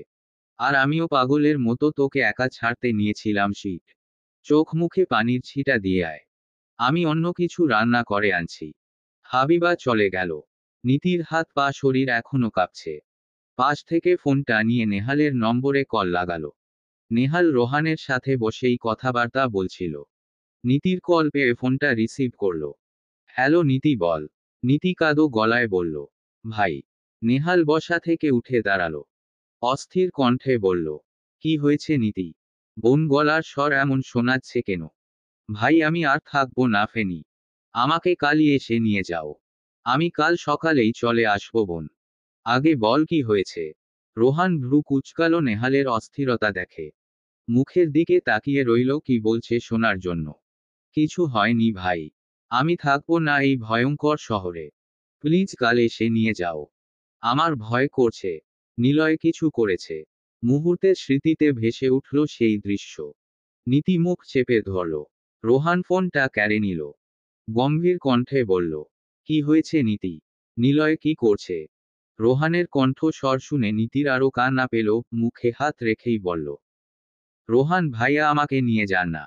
আমাকে প্লিজ নিয়ে যান। কি হয়েছে বলবি তো? নাকি এসে থাপড়াবো তোকে? কোনটা? কিছু হয়নি। আমাকে কালই এসে নিয়ে যাবেন। ফোন কেটে দিল নীতি। রোহান ফোনের স্ক্রিনে তাকালো। নীতি ভয় পেয়েছে নিশ্চয়ই কোনো বিষয়ে। নেহালের দিকে তাকিয়ে বলল, নীতির রুমমেটের নম্বর আছে। হু, কল লাগা। নেহাল কল লাগিয়ে রোহানের হাতে দিল। ফোন রিসিভ হতেই রোহান বলল, নীতির রুমমেট তুমি? হাবিবা ফোনের স্ক্রিনে ভালো করে তাকালো। এটা তো নীতির ভাইয়ের নম্বর, কিন্তু কণ্ঠস্বর এমন অচেনা কেন? হ্যাঁ ভাইয়া। নীতির কি হয়েছে? ও এমন ভয় পেয়েছে কেন? আপনি কে? আমি রোহান। ওহ, আসলে নীতি ভয়ঙ্কর স্বপ্ন দেখেছিল। কি স্বপ্ন? হাবিবা ব্যাখ্যা দিয়ে বলল সবটা। রোহানের হাত মুঠোবন্দি হয়ে আসলো। কপালের রাগ ফুলে উঠল। ফোনটা ধপ করে কেটে দিয়ে টেবিলের উপর থেকে গাড়ির চাবিটা নিয়ে বের হলো। নেহাল কিছু বলার সুযোগ পেল না। হাবিবা রান্না শেষ করে খাবার নিয়ে বসে আছে নীতির সামনে। নীতি খাবার খাচ্ছে না। ভয় এখনো শেষ হয়ে যাচ্ছে মেয়েটা। হাবিবা ভাতের লোকমা নীতির মুখের সামনে ধরে বলল, ওটা তোর শুধুমাত্র কল্পনা ছিল নীতি। তেমন কিছুই হয়নি। খাবারটা খেয়ে নি আর। নীতি হা করে। হাবিবা খাইয়ে দেয়। কিন্তু নীতি খাবারটা গিলতে পারে না। গিলতে কষ্ট হচ্ছে। বিচ্ছে খাবারগুলো গলায়। নীতি পানি খেয়ে বলল আর খাবে না। জোর না করতে। হাবিবা আর জোর করল না। নিজে খাবার খেয়ে বাতি নিভিয়ে শুয়ে পড়ল নীতির পাশে। রাত 11টার দিকে নীতির ফোন বিকট আওয়াজে বেজে উঠে। নীতির সবেই চোখটা বন্ধ হয়ে আসছিল। ফোনের আওয়াজে ধরফরিয়ে উঠল। রোহানের নম্বর দেখে ভ্রু কুচকালো। কাপা কাপা হাতে ফোনটা রিসিভ করতেই ওপাশ থেকে রোহান বলে উঠল, ঝটপট ব্যাগ গুছিয়ে হোস্টেলের নিচে আয়। আমি দাঁড়িয়ে আছি। নীতি হন্তদন্ত হয়ে বিছানা ছেড়ে বেকুনিতে আসলো। নিচে তাকাতেই দেখল গাড়িতে হেলান দিয়ে রোহান দাঁড়িয়ে আছে। আপনি এখানে কেন এখন? রোহানের সোজা সাপটা জবাব, তোকে নিতে এসেছি। তাড়াতাড়ি আয়। রোহান ফোন কেটে দিল। নীতি রুমে আসলো। হাবিবাকে ডেকে বলল সে চলে যাবে। হাবিবা উঠে নীতিকে হেল্প করলো গুছাতে। নীতি বোরকাটা পরে হাবিবাকে জড়িয়ে ধরে বলল, সাবধানে থাকিস, আসছি। পৌঁছে ফোন দিবি। নীতি মাথা নাড়িয়ে বেরিয়ে আসলো রুম থেকে। হাবিবা বেকনিতে গিয়ে দাঁড়ালো। নীতি হোস্টেলের গেটের সামনে আসতেই রোহানকে দেখতে পায়। রোহান নীতির হাত থেকে ব্যাগটা নিয়ে গাড়ির পেছনে রাখে। নীতি বেলকনির দিকে তাকাতেই হাবিবা হাত নাড়িয়ে বিদায় জানায়। নীতির চোখ ঝাপসা হয়ে আসে। আর দেখা হবে না হয়তো তাদের। আর আশাও হবে না ফেনী শহরের। নীতি গাড়িতে উঠে বসল। রোহানও উঠে বসল গাড়িতে। গাড়ি স্টার্ট দিতেই নীতি জানালা দিয়ে মাথা বের করে শেষবারের মতো হাবিবাকে দেখে নিল। মনে মনে বলল, সাবধানে সুস্থভাবে থেকো হাবু। গাড়ির সিটে মাথা এলিয়ে দেয় নীতি।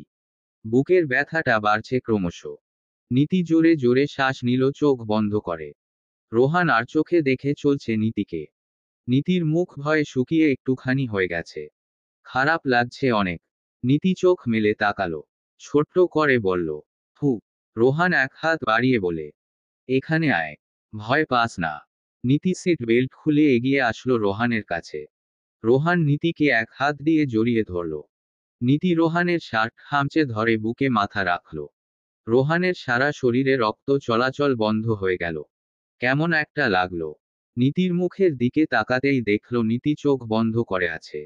গরম নিঃশ্বাস রোহানের বুকে এসে পড়ছে। রোহান সারা রাস্তা এভাবেই গাড়ি চালিয়ে নিজের বাসায় এসে পৌঁছালো রাত 1টার দিকে। নেহাল ছিল রোহানের বাসাতেই। দরজা খুলে নীতি আর রোহানকে একত্রে দেখে অবাক হলো। ছেলেটা এত রাতে তার বোনকে গিয়েছিল নিয়ে আসতে। নীতি ঘুমে ঢুলছে। রোহান নেহালকে বলল পাশের রুমে গিয়ে নীতিকে শুইয়ে দিতে। নেহাল বোনকে ধরে পাশের রুমে নিয়ে গিয়ে শুইয়ে দিল। রোহানের এখন নিজেকে হালকা লাগছে। কথাগুলো শোনার পরই মন কেমন অস্থির হয়ে গিয়েছিল। নীতিকে চোখের সামনে দেখার প্রয়াস জেগেছিল মনে। তাই তো চলে গেল। নেহাল কথা বলতে আসলে রোহান বিছানায় শুয়ে বলে কাল সকালে কথা বলবে। রাতের নিকষ কালো অন্ধকারের বুক ছিঁড়ে মসজিদে ইমামের কণ্ঠে আজানের ধ্বনিতে চারপাশটা আলোকিত হতে শুরু করল। পাখি ডাকছে জানালা দিয়ে। গা হালকা করা মৃদু বাতাস বইছে। সারা রাত সাদমানের ঘুম হয়নি। সকালের অপেক্ষায় ছিল। আজ যে রজনীদের বাসায় যাবে বিয়ের প্রস্তাব নিয়ে। সাদমানের সেটা নিয়ে তোর সইছে না। ঘুম থেকে উঠেই বাবা মায়ের রুমের সামনে গিয়েছে। দরজায় কড়া নেড়ে ঘুম থেকে তাদের জাগালো। আর তাড়াতাড়ি রেডি হতে বলল। সাইদুল ইসলাম ভীষণ বিরক্ত ছেলের উপর। এত সকালে কেউ ডাকে। আর এমন বিয়ে পাগল কেউ হয়। একটা মাত্র ছেলে। না মেনেও স্বস্তি নেই। অজ্ঞতা তারা স্বামী স্ত্রী ফ্রেশ হলেন। এদিকে সাদমান ফ্রেশ হয়ে গোসল করে পরিপাটি হয়ে রেডি হয়েছে। খাবার টেবিলে খাবার খেতে আসলে সবাই হা হয়ে তাকায়। পাঞ্জাবি পরে একদম নতুন জামাই জামাই ভাব। রুয়াত তো বলেই ফেলল, কোথাও যাবেন নাকি ভাইয়া? সাদমান হাত ধুতে ধুতে বলে, হ্যাঁ তোমাদের বাসায় তো যাব। রুয়াত সাফায়াতের দিকে তাকালো। সাফায়াত একমনে খাবার খাচ্ছে। সেটা তো ভাইয়া দুপুরে। আপনি এখনই যাবেন? সাদমান সহসা তাকালো রুয়াতের পানে। দুপুরে কেন? সকালে গেলে কি হবে? শুভ কাজে কেউ দেরি করে। আয়োজনেরও তো একটা ব্যাপার স্যাপার আছে ভাইয়া। কোনো আয়োজন করতে হবে না। আমরা যাব কথা বলে বিয়ের ডেট ফিক্সড করব। আর সেই উপলক্ষে আমি রেস্টুরেন্ট থেকে সবার খাবার অর্ডার দিব। সাফায়াত খাওয়া শেষে হাত ধুয়ে উঠে যেতে যেতে বলে, তুই পাগল দেখে আমরা পাগল হইনি। দুপুরে যাবার কথা হয়েছে তার মানে আমরা দুপুরেই যাব। এতক্ষণ ধৈর্য ধরে বসে থাক। সাদমান সাফায়াতের দিকে তাকিয়ে বলল, আমি কি তোমার বিয়েতে এমন বাগড়া দিয়েছিলাম? উল্টো হেল্প করেছিলাম। মনে নেই?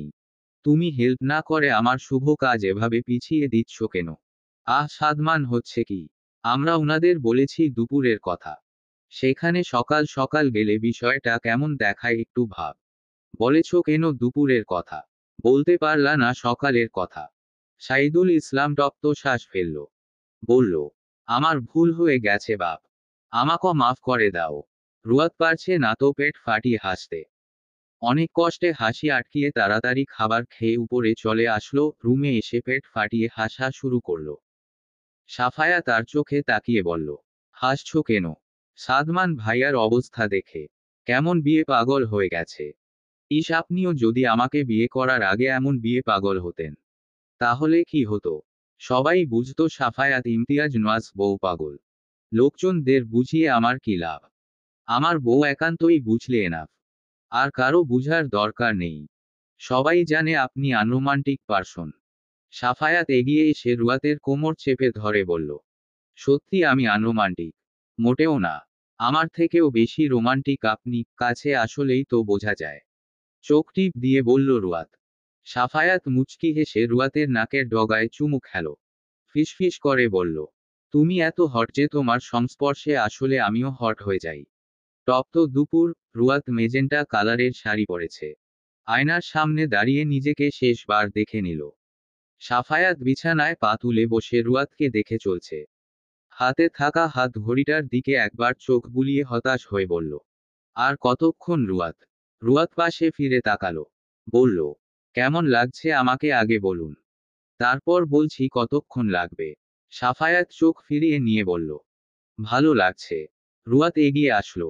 সাফায়াতের মুখটা নিজের দিকে ফিরিয়ে এনে চোখ বড় বড় করে তাকিয়ে বলল, আমার দিকে তাকিয়ে বলেন, কেমন লাগছে? বিশাল বড় একটা কমপ্লিমেন্ট চাই। সাফায়াত রুয়াতের চোখের দিকে তাকিয়ে বলল, so beautiful, so elegant, just looking like a wow. Just looking like a wow. Ruyat সাফায়াতের গাল থেকে হাত সরিয়ে ফের আয়নার সামনে দাঁড়িয়ে বলে, সত্যি আমি জানতাম আমাকে সুন্দর লাগবে। সাফায়াত গা ঝেড়ে বসা থেকে উঠে দাঁড়িয়ে বলল, এত সময় নিয়ে সাজলে যে কাউকেই সুন্দর লাগবে। রুয়াত ভ্রু কুঁচকে বলল, কই এত সময় নিয়ে সাজলাম? মাত্র তো 2 ঘন্টা লেগেছে। এখন বের হওয়া যাক। আমার ভাইটার কথা একটু ভাবো। বেচারা সকাল থেকে অপেক্ষা করছে।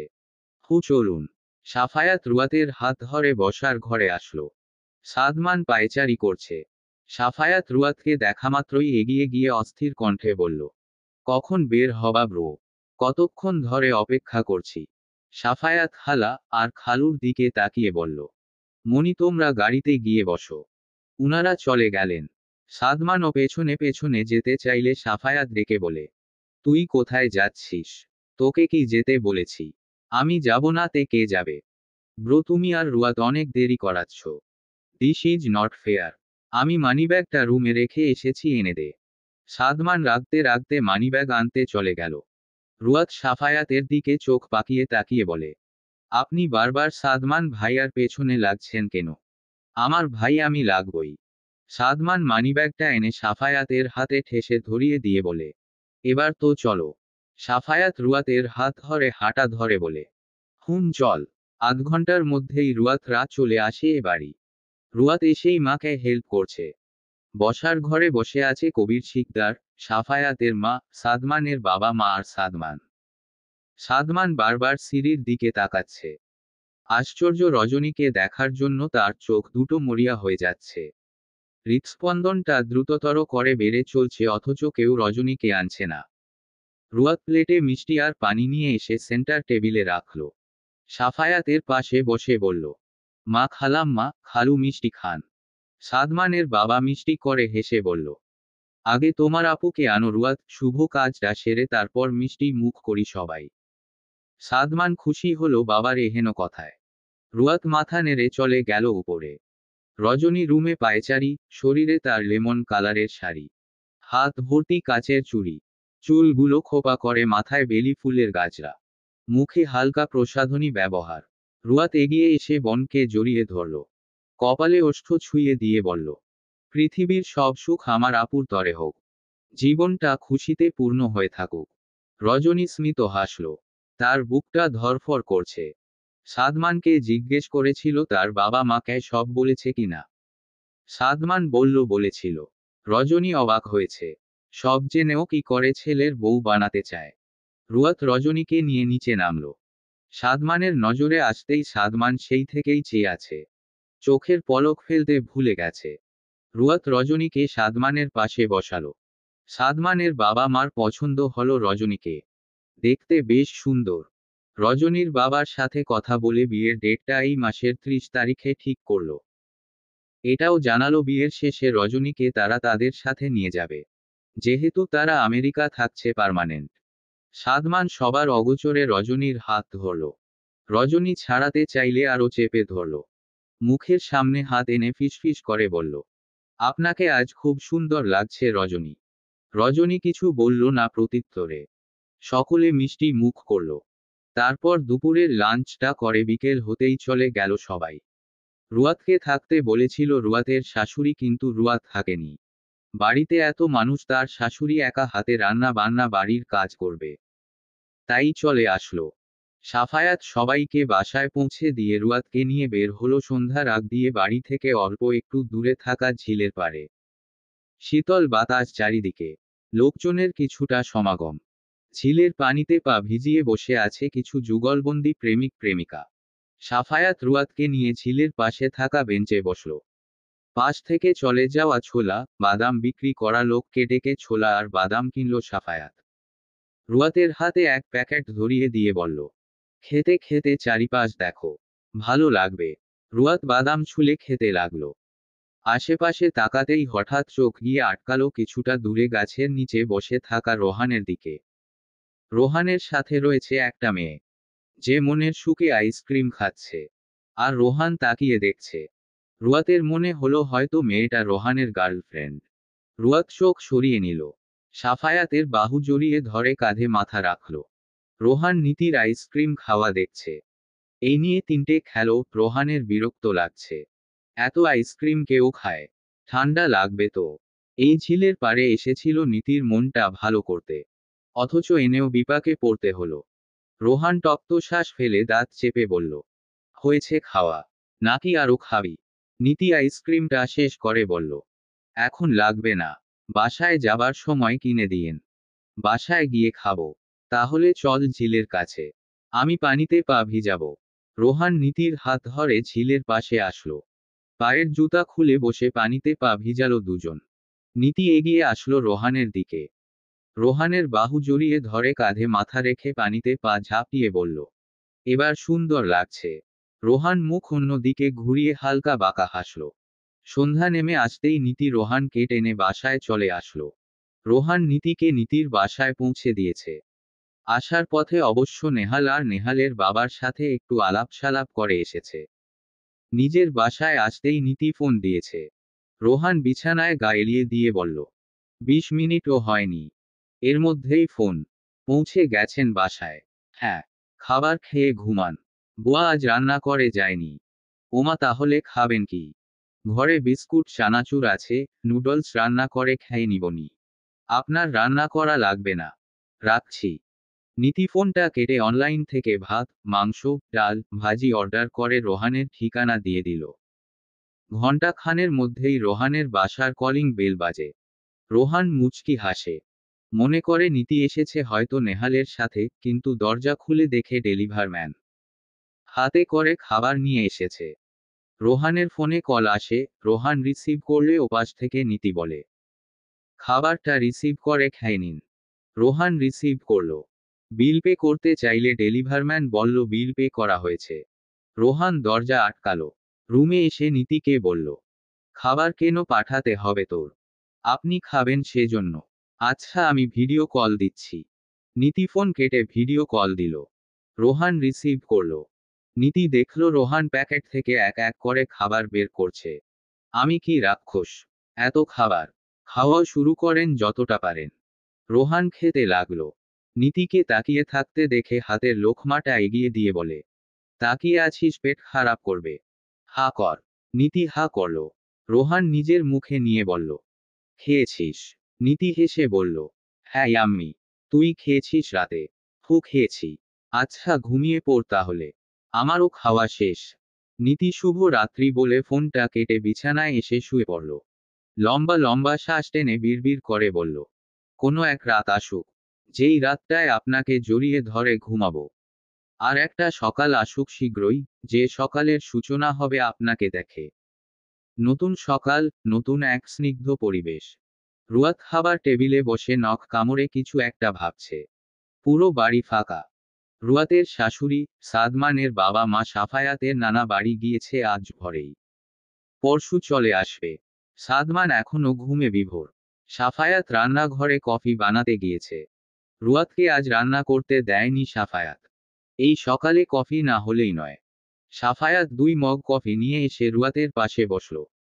রুয়াতকে ভাবনায় মশগুল থাকতে দেখে বাহু দিয়ে ঠেস দিয়ে বলল, কি ভাবছো? সাফায়াত কফির মগ এগিয়ে দিল। রুয়াত মগটা নিয়ে বলল, অনেক কিছু ভাবছি। সেটা না হয় বুঝলাম, কিন্তু কি ভাবছো? ভাবছি আমাদের ট্যুর দেওয়া উচিত একটা। কিসের ট্যুর? অনেক দূরের ট্যুর। বুঝলাম, যাব। কবে? বিয়েটা মিটে যাক। তুমি আমি আমেরিকা যাব। সাদমান ভাইয়াদের সাথে।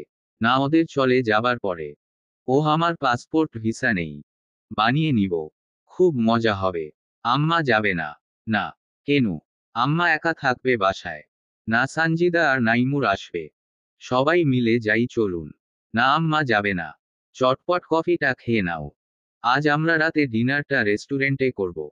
আর সকালের ব্রেকফাস্টটা অর্ডার দিয়ে দিছি। এসে যাবে খানিকক্ষণ পর। আমি নাইমুরকে ডেকে আনছি। সাফায়াত চলে গেল। রুয়াত কফিটা খেয়ে শাশুড়িকে ফোন দিল। প্রথম ফোনেই রিসিভ হলো। রুয়াত বলল, আম্মা আপনার কত দূর? বাড়ির কাছাকাছি। পৌঁছে ফোন দিবেন। আচ্ছা। ব্রেকফাস্ট করছো তোমরা? না, আপনার ছেলে রান্না করতে দেয়নি। বাহিরে অর্ডার দিছে। একটু পর আসবে খাবার। তাহলে খেয়ে নাও। সাদমান কি আশেপাশে আছে? না, ভাইয়া তো ঘুমে। উনি ডাকতে গেছে। খেয়ে নিও সবাই মিলে।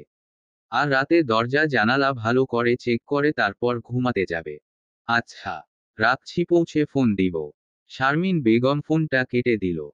পাশ থেকে সাদমানের মা বলে উঠল, মেয়েটা ভীষণ ভালো তাই না? শারমিন বেগমের ওষ্ঠে হাসি ফুটল। হ্যাঁ, ভীষণ। হুমুম বাড়ির সব কাজ একা হাতে করে। আজকালকার মেয়েরা তো রান্না বান্না ঘরের কাজ তেমন একটা পারেই না। রজনীর থেকেই শেখা রুয়াতের সব কাজ। দু বোন বেশ লক্ষ্মী মেয়ে। রজনী অনেক চাপা স্বভাবের তাই না? হ্যাঁ। আমার রুয়াতকে বেশ ভালো লাগে, সাথে ওর চঞ্চলতাকে।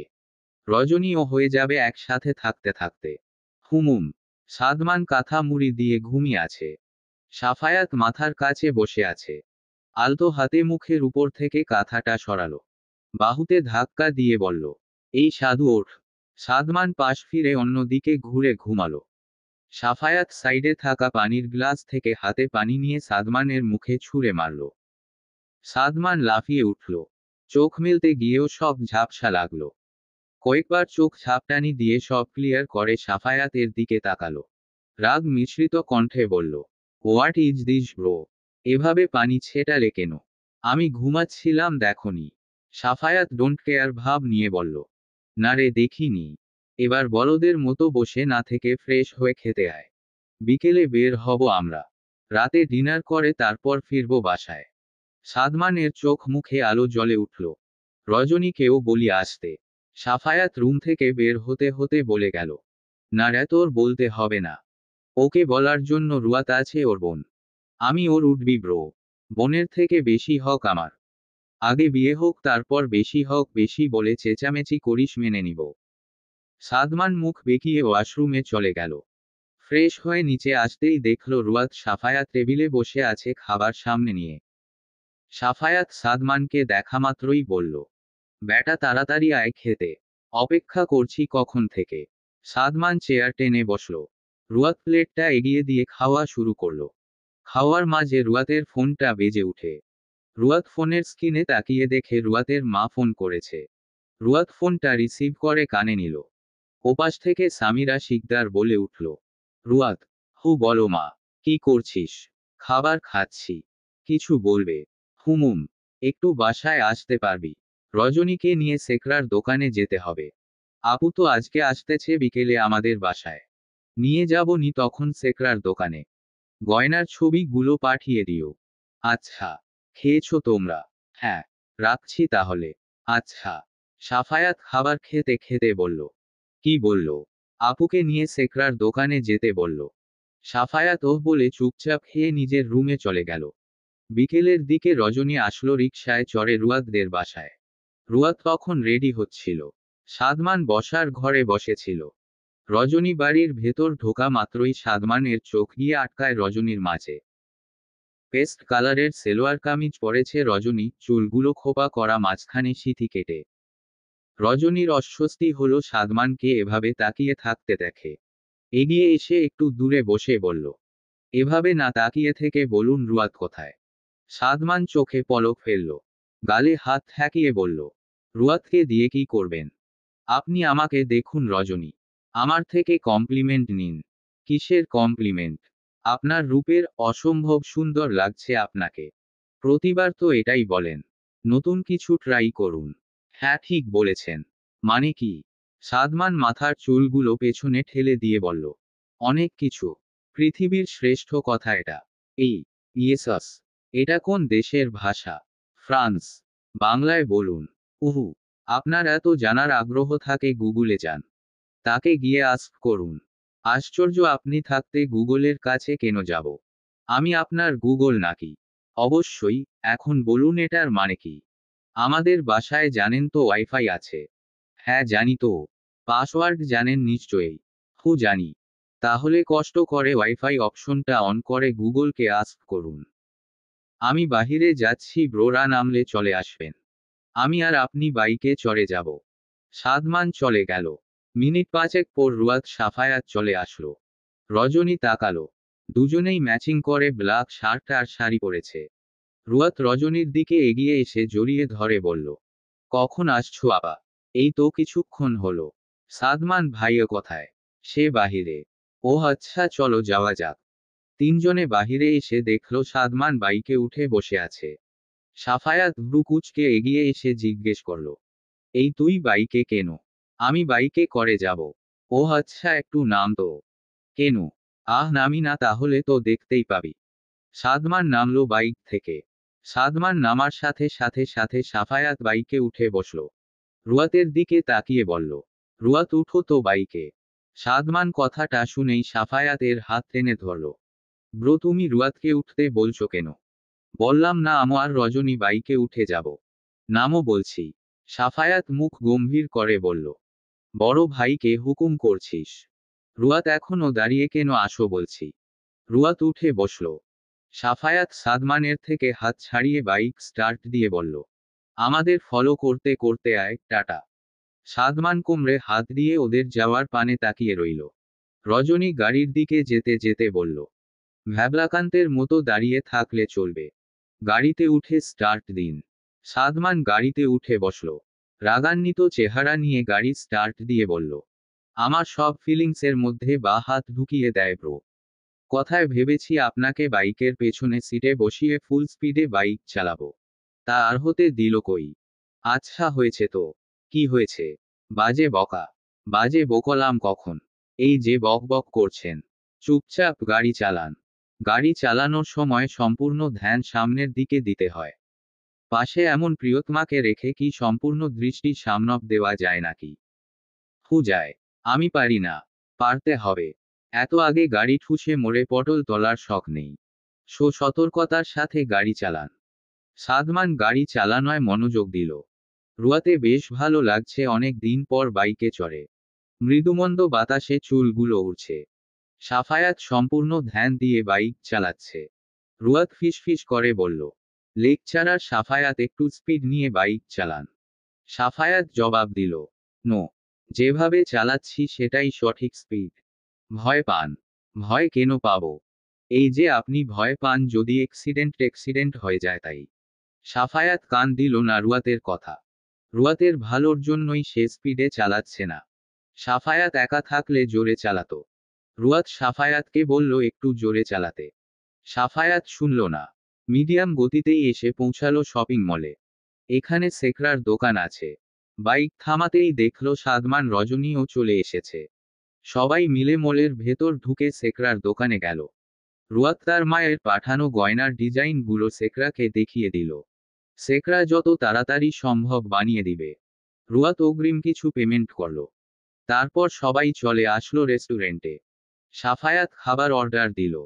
কিছুক্ষণ পর ওয়েটার খাবার নিয়ে আসলো। চারজন খাওয়া আরম্ভ করলো।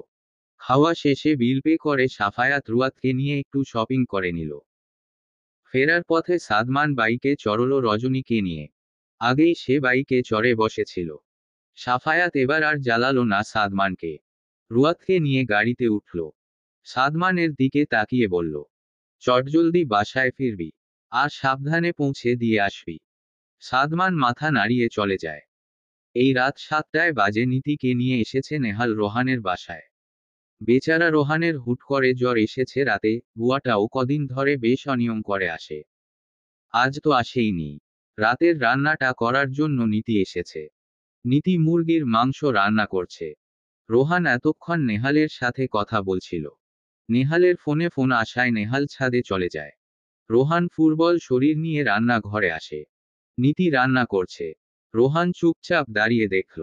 পাক্কা গিন্নি গিন্নি লাগছে নীতিকে। কি রান্না করছিস? কোমরে ওড়না বেঁধে রান্না করছিল। রোহানের কথায় পিছু ফিরল। তড়িঘড়ি করে বলল, আপনি এখানে কেন? কিছু লাগবে? না। তাহলে রুমে যান। রোহান গেল না। কিছুক্ষণ চুপ থেকে বলে উঠল, আচ্ছা তুই এত ভালো কেন বলতো? নীতি স্মিত হাসল। খুন্তি দিয়ে তরকারি নাড়াচাড়া করতে করতে জবাব দিল, আপনি আজ জানলেন আমি এত ভালো? রোহান দেওয়ালে হেলান দিয়ে বুকে দুহাত গুজে বলল, আগে জানলেও সেভাবে বুঝিনি।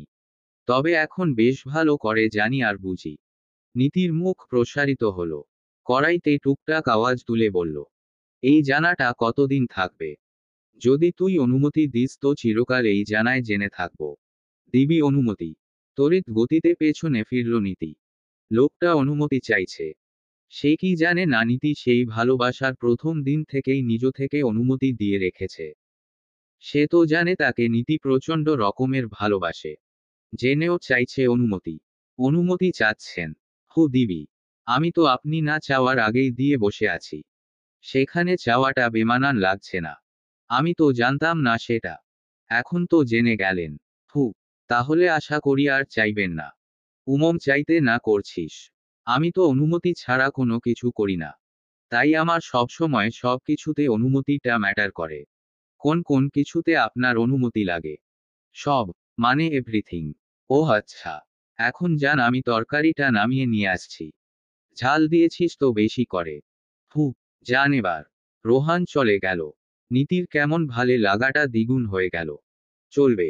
গল্প গোধূলির শেষ বিকেলে তুমি আমি। লেখনীতে রাইহা জুবায়ের রিপ্তি।